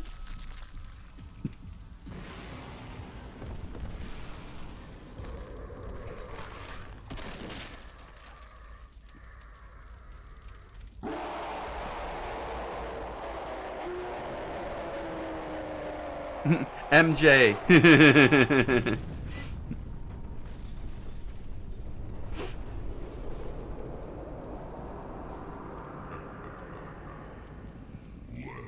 go.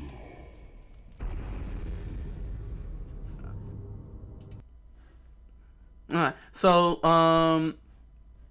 so yeah, we got to that was actually pretty good. I don't know why my brain is I think I've been Mandela affected. I'm probably got hit with the Mandela effect here, because now I can't remember if there was subtitles when I covered the full episode, as opposed to the broken parts here. Don't shoot, we're not the enemy. Yeah, the humans were looking to get to a safer place. Can you see the church is on fire? And then we meet with the squad here. Why bro is aiming at me? Is he stupid? The first encounter, get to see their personalities. Yeah, we the dialogue tends to be very deep and sometimes muffled, and having the subtitles help because not only does it give us a good sense of their personalities, but also their expressiveness, complements their expressiveness. I'm hoping that episode 78 will have subtitles. Let's see here. Okay, here's part 2. Let's see the subtitles here on this one.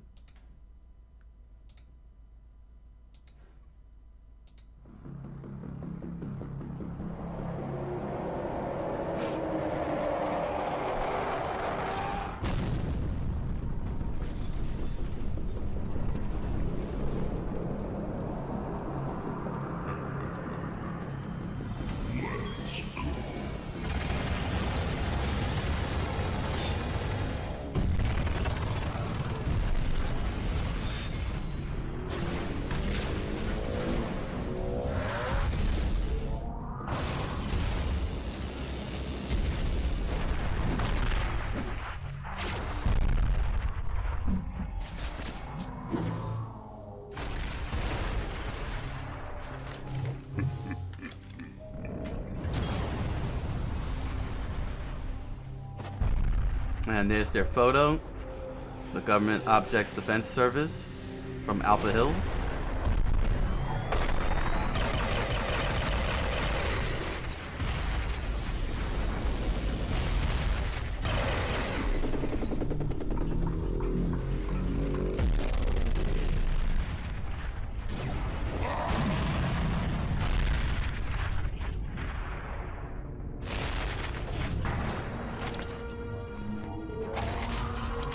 The Titans are here.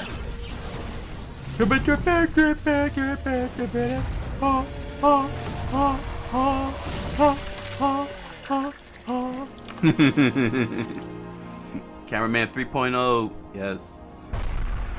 With the chainsaw sword. And Gatling guns.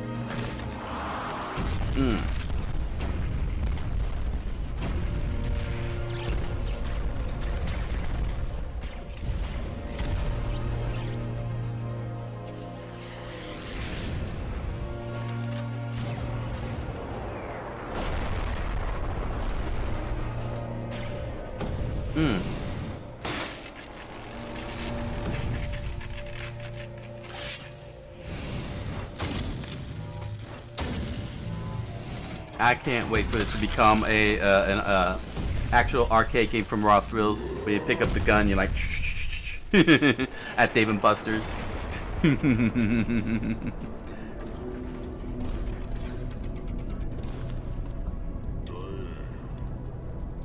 Oh, there was no subtitle on that one.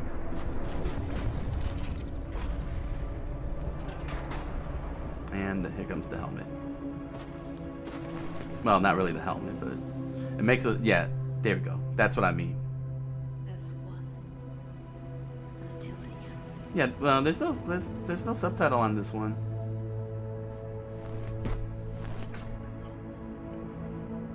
I guess since you spoke very clearly.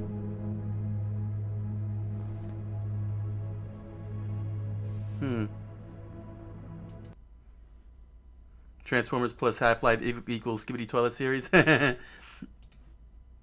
Yeah, that makes sense. Especially when they start putting all the parts together. You know, when they lose parts and such, and they start reattaching. That makes a lot of sense. Skibidi Toilet, Dark of the Moon. Okay, here's part 3. So there wasn't really a lot of subtitles on that one. It was just only one subtitle.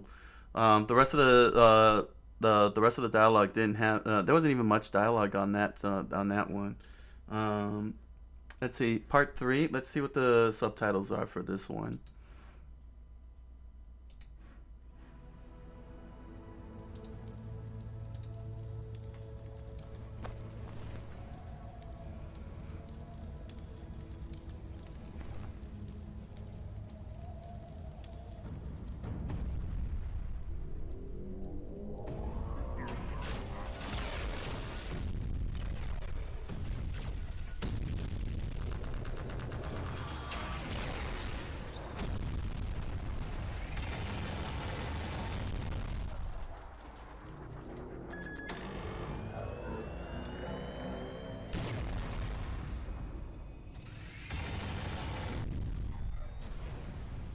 Damn.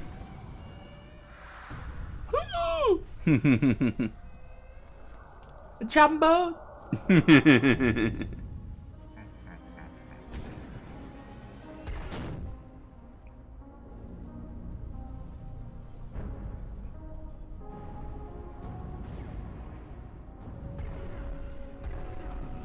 That fire meant nothing.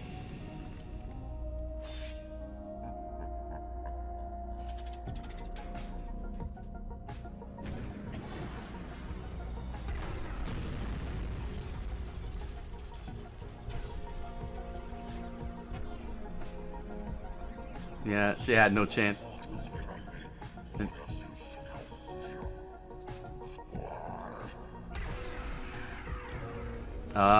Inadequate goofballs, get out of here. Yeah, the TV men want to take a shot at this.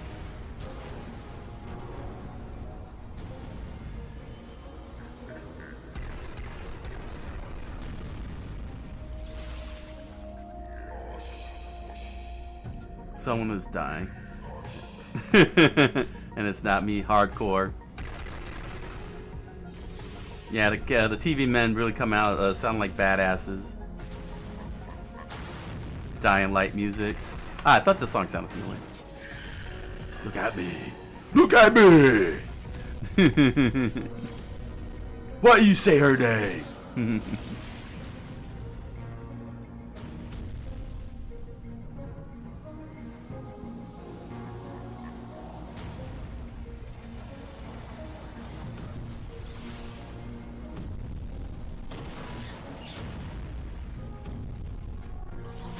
Dang, he all cracked up.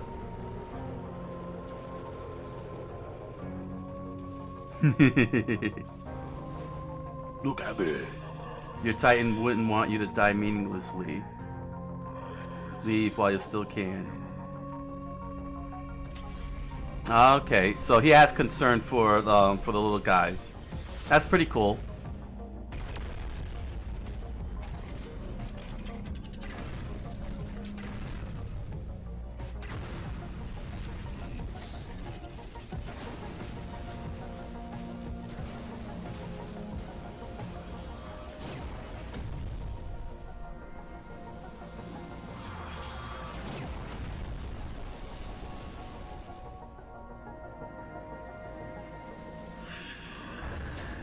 You can't kill the dead. I'll show you what the other side looks like. Damn. That's a line.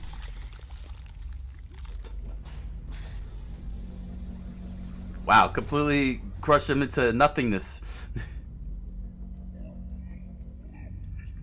You did well, little bro. Oh, so he's like... he teleported. Let's get out of here, big bro.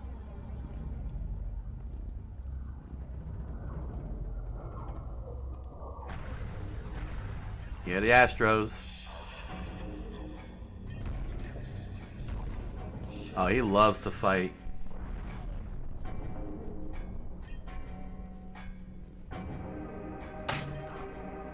Speak of the devil, and he shall appear.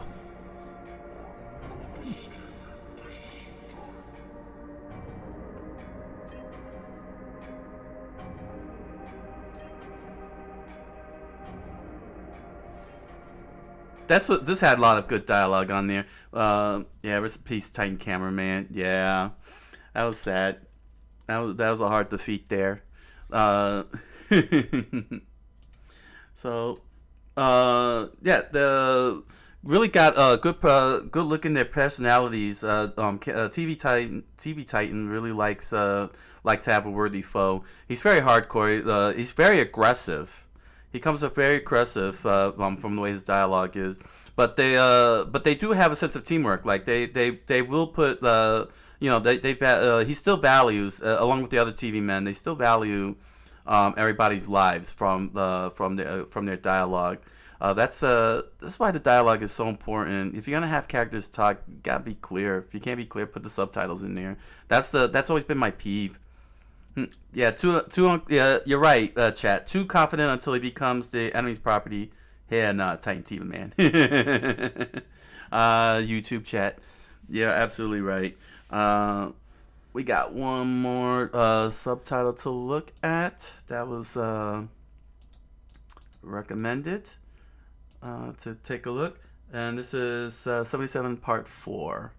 So basically I just ended up rewatching the entirety. But you know what? It's worth it because I've been pining for the subtitles, and now it's becoming a lot more clear to me what their personalities are like and what their situations are, what they're all going through. Let's get this one done. Okay, I got the HD.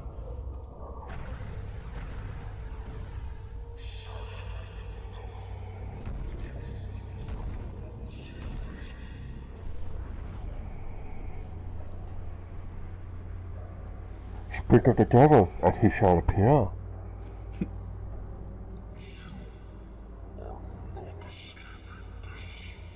Look, yeah, this is where they get the big fight going.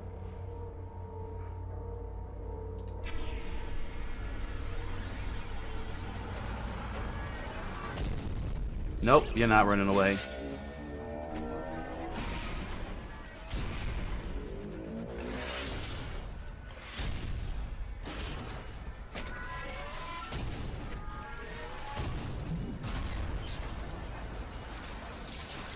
Ah, you're using the shadows.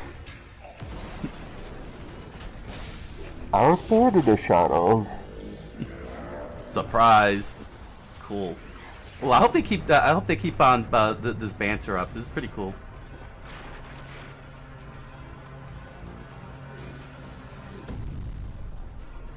Hmm.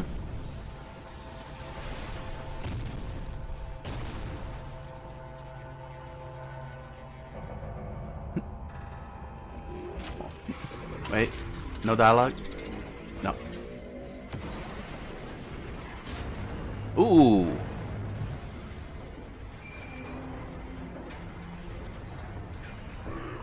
You dare use my weapon against me? Oh. Juggernaut don't like that. Womp womp.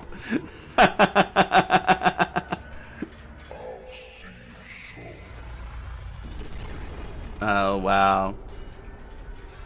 So Juggernaut didn't like that the weapons were...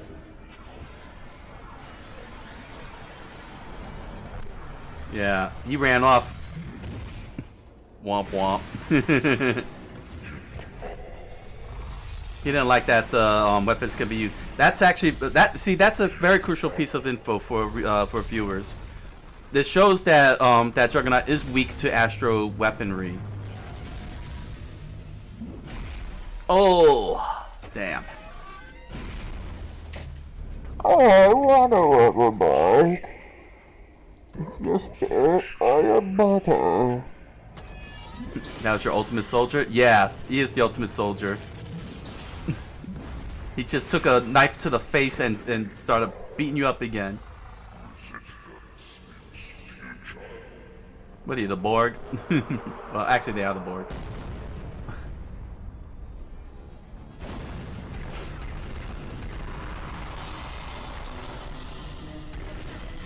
They brought the War of the Worlds out.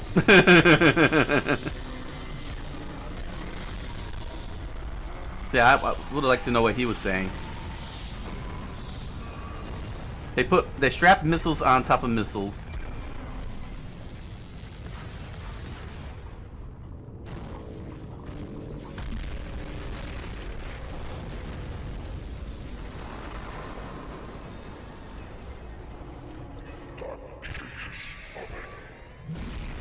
Man, it's still keeping it from escaping.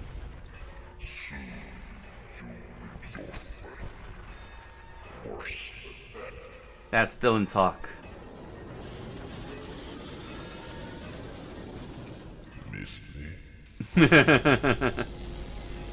Yeah, the dialogue, the subtitles really makes this 100 times better. Ah, so he was a commander. I am not leaving my best friends behind. Really? Best friends? What are you yapping about?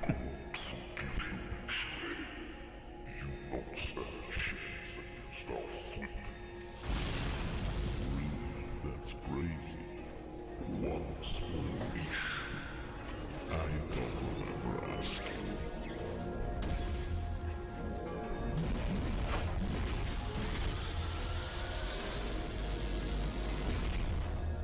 That's all I'll give you. What's left of your former glory? Try it. They flipped the bird. And they're gonna have a big fight out there. Meanwhile, the fleet arrives.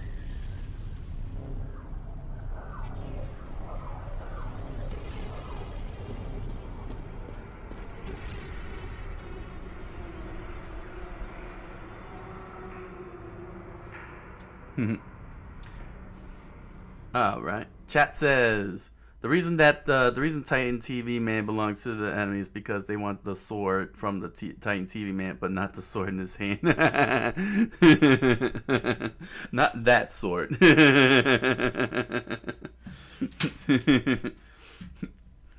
The most important sword.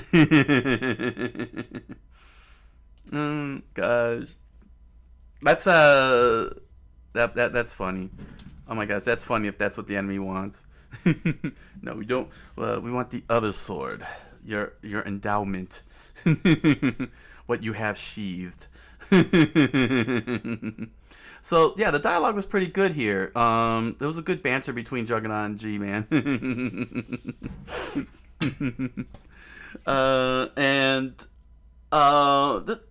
We need more of this. I'm hoping episode 78 will provide more subtitles, because they talk when I was watching the early stages, they were talking, but there was no subtitles, so I couldn't get a good feel of their sense of their personalities and such. The miming is all great and everything, you know, with a lot of the characters, but once the Grasma started throwing in the talking, which was mostly muffled sounds, that was a good opportunity to throw in the subtitles to really show what their personalities is and everything. And unfortunately, that wasn't the case. And I'm not sure if this was like a re-upload or something. Well, they were broken down, so I don't think I had gotten the subtitles when with the full episode when he compiled all the episode 77 together. Yeah, I don't think I had gotten that. No. Yeah, because when I watched the full episode 77, I don't think there was any subtitles at that point. I could be wrong. Actually, let me see. I can answer that very easily. Where's yeah, they're really yeah. Are we desperate? This is necessary if we want to survive. Yeah, so there was okay. In certain parts, right? Yeah, right. There was some missing, right? Let's go back. No,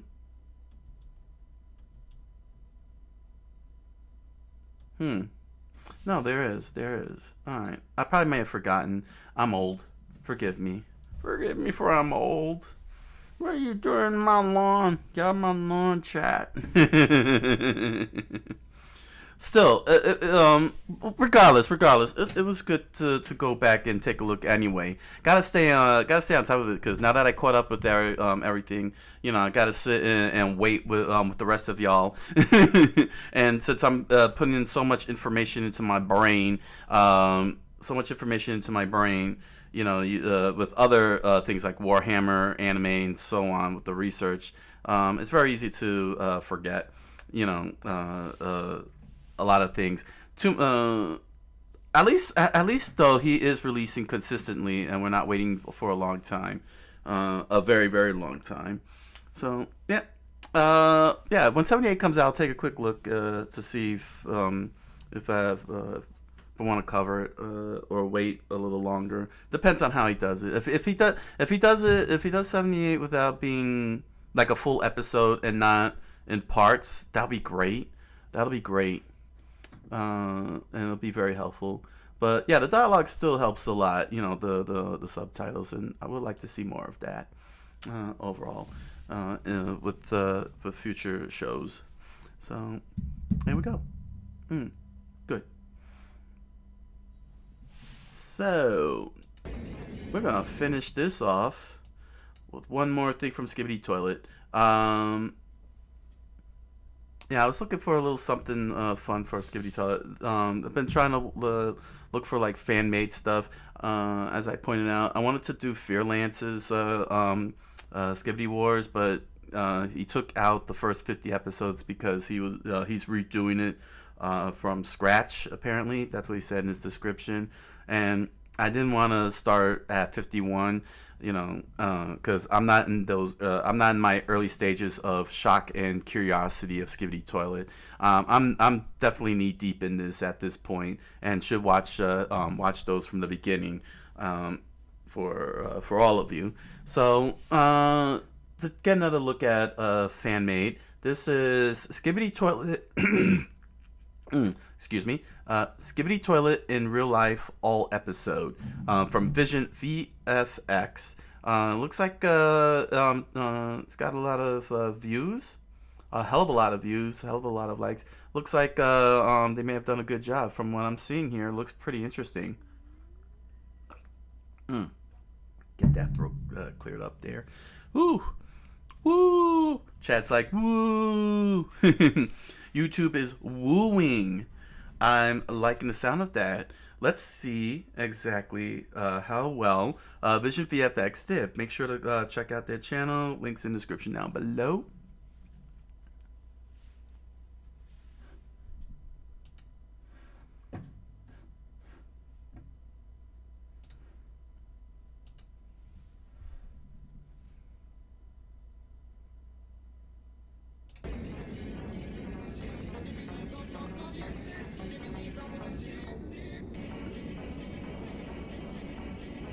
Uh-oh.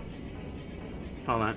Let me fix that up. There was, sorry about that if you saw, if I broke your immersion there. Let's redo that.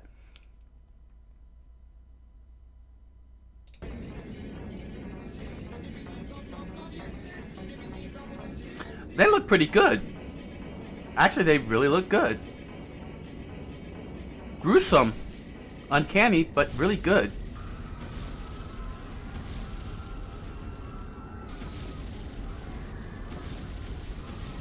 People screaming added to it? Okay.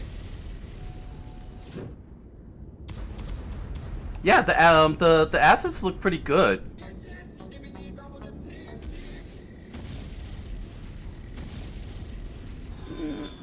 He tried on that one.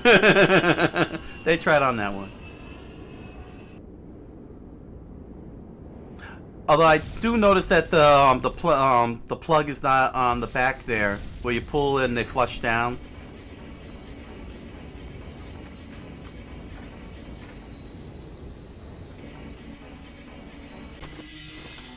Hey!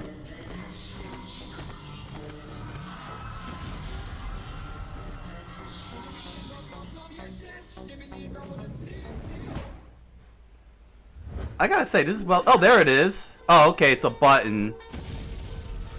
Oh, here's the copyright.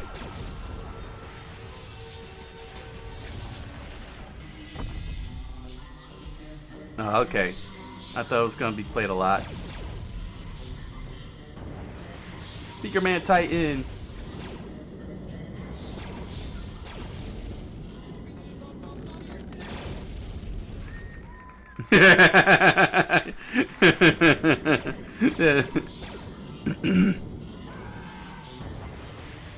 Well, they don't normally make noise, the cameramen. They don't make noise at all. TV man. I know, right? What the hell?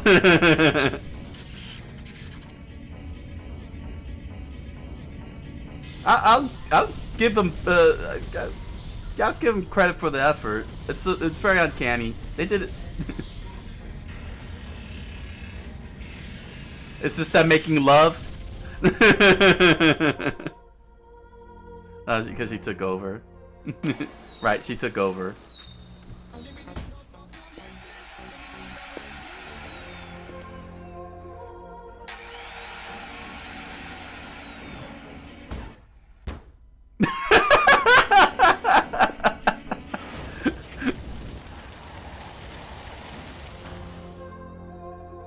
Woo woo.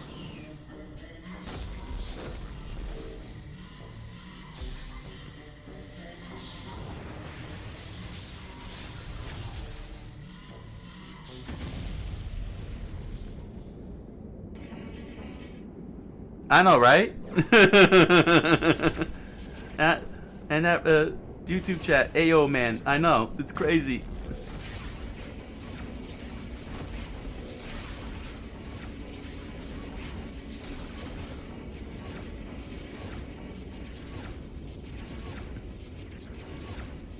Now that little speedy guy again.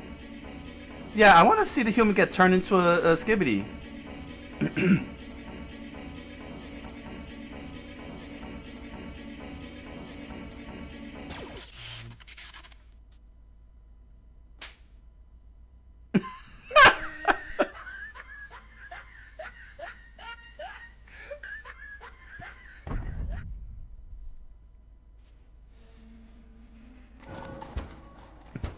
Oh my gosh! Please tell me that this is oh my gosh! Are they? Is this making fun of Skibidi Toilet?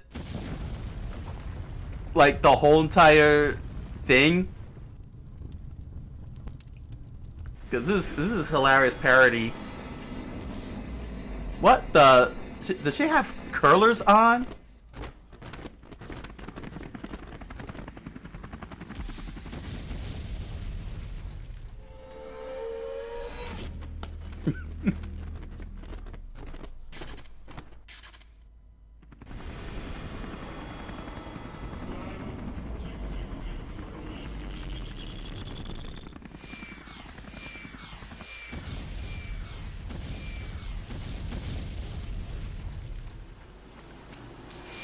Destruction of nondescript town.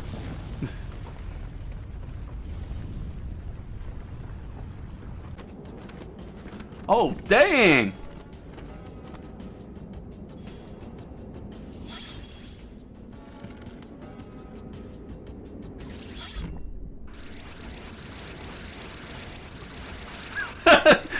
They pulled out the anime toilet. The anime toilet with the... Oh my gosh, now I went full Ava. What the hell? Retreat, she's coming. Retreat, retreat.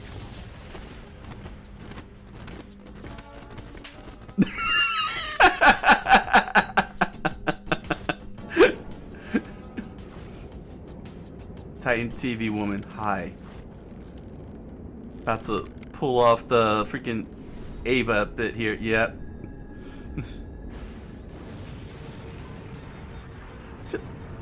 Killed everybody.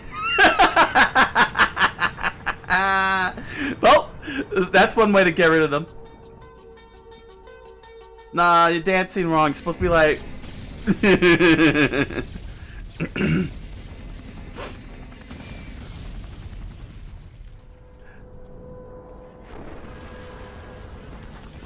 Oof.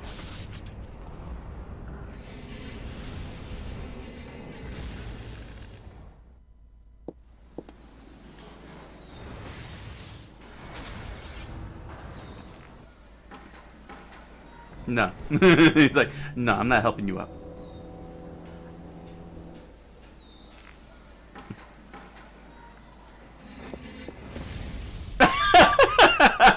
Just walked up and went.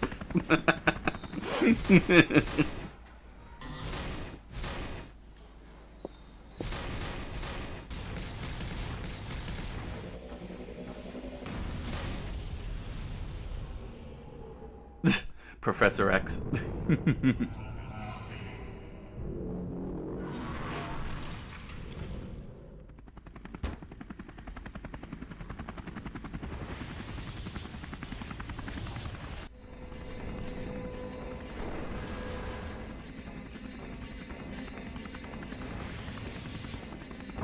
Ah, they crushed us.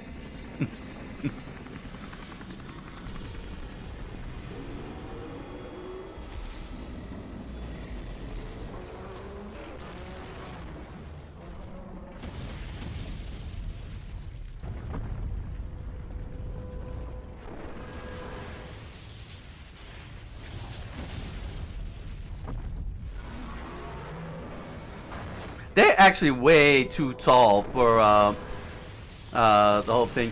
Hey, Go Draken over on Twitch side. Welcome, welcome.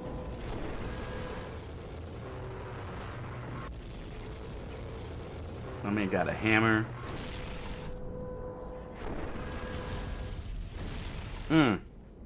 Yeah, they're way too big. Like Godzilla big.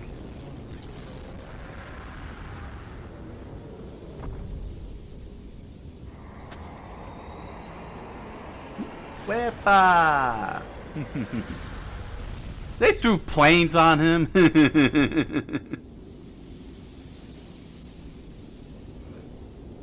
But no, my thumb down.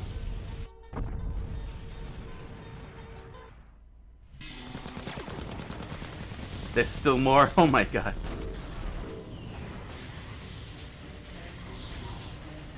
Oh, thank you for the follow and welcome to the channel.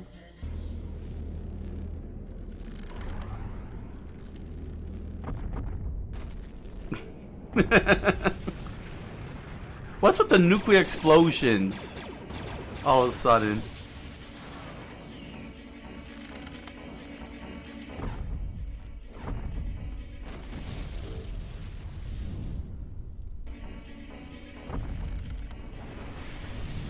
Yeah, he crushes the head. Yeah.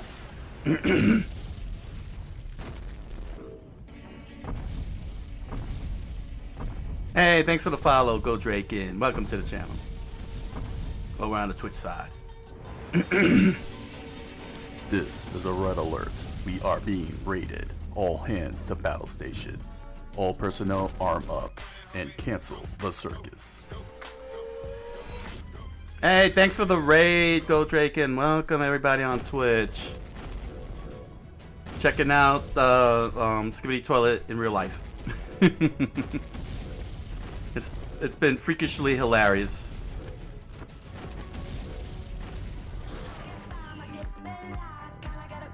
Squish this guy already. Squish this guy already, dang it. Yes! Yes! Yes! He squished.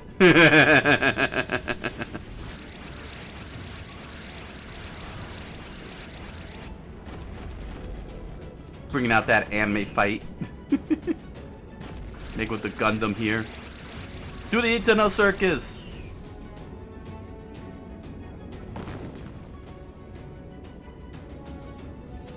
Also, why did they both fight each other all of a sudden? The Titans. And why do we not have Titan music going on?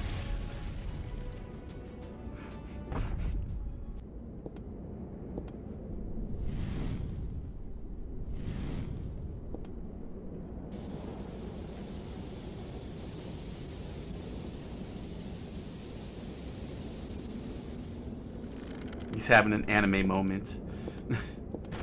And she's ooh-wooing. I don't know what happened, but everything fell apart for the allies.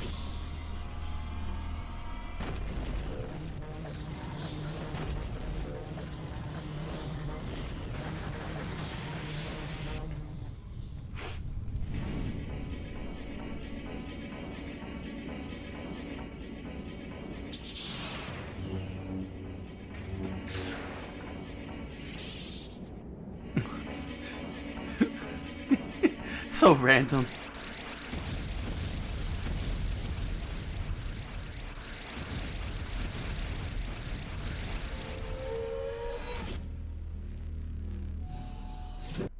Is he gonna unleash Death Blossom?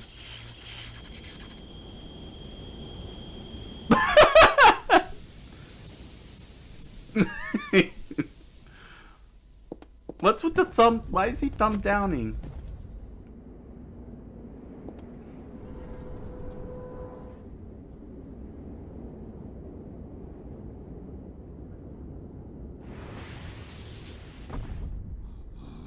Oh my gosh, they became the Titans?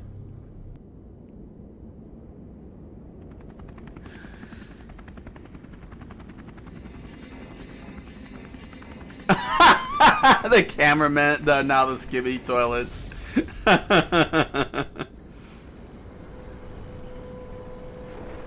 That's hilarious. They became the freaking Liu Kang here.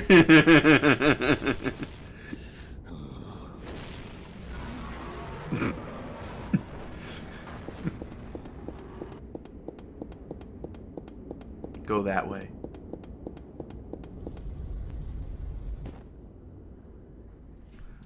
Oh my gosh, what the heck was this? Oh man, that was so random. Oh dang. They definitely had fun doing all this. Oh my gosh. First of all, really great.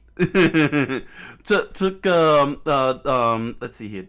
they definitely got to be fans here. Vision VFX channel, they definitely have to be fans because they really understood the whole entire Skibidi Toilet universe.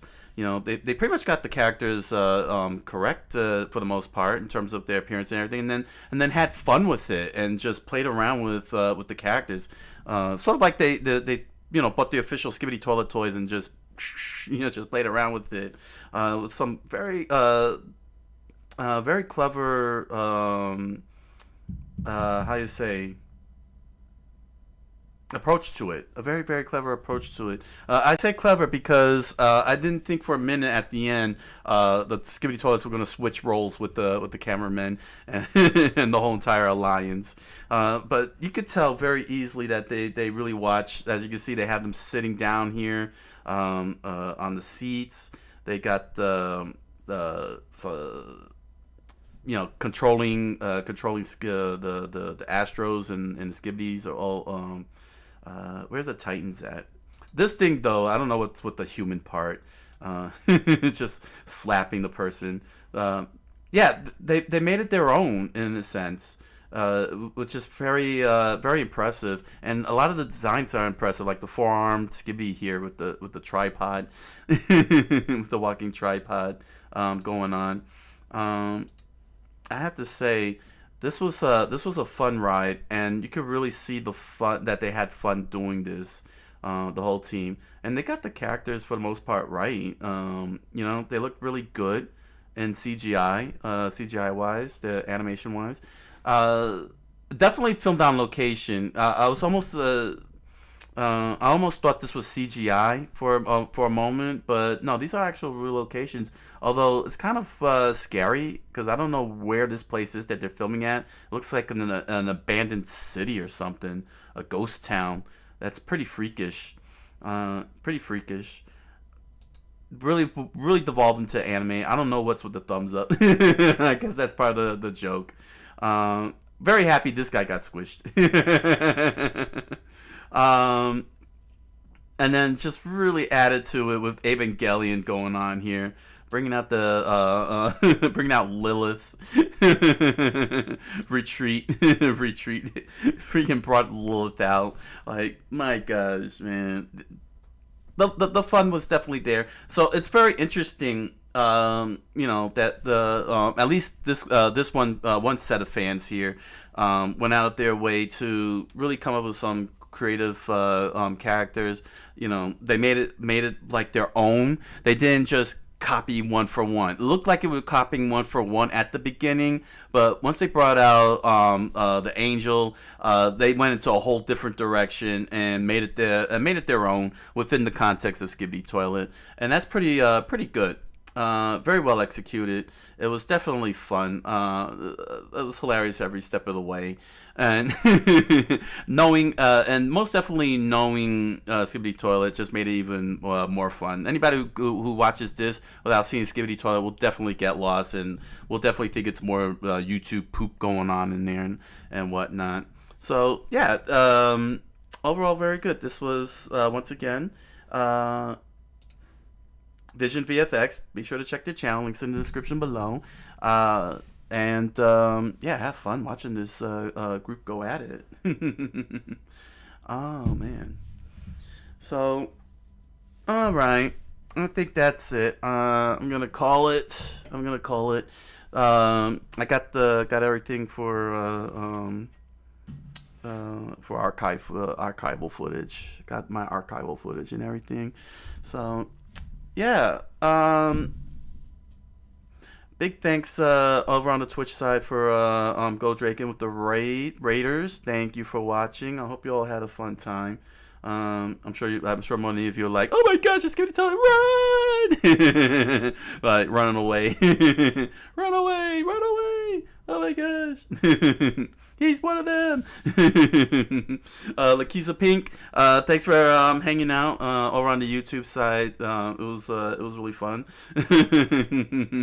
Everybody who's watching the VODs and on YouTube and Twitch, thank you for your views. I guess it won't be until next month for another YouTube. We'll see what happens. So, everybody, W Live, thank you. So, everybody, until the next YouTube live stream, the next set of research. Thank you all for joining me, and I wish you all a good night, buenas noches, and oyusuminasai.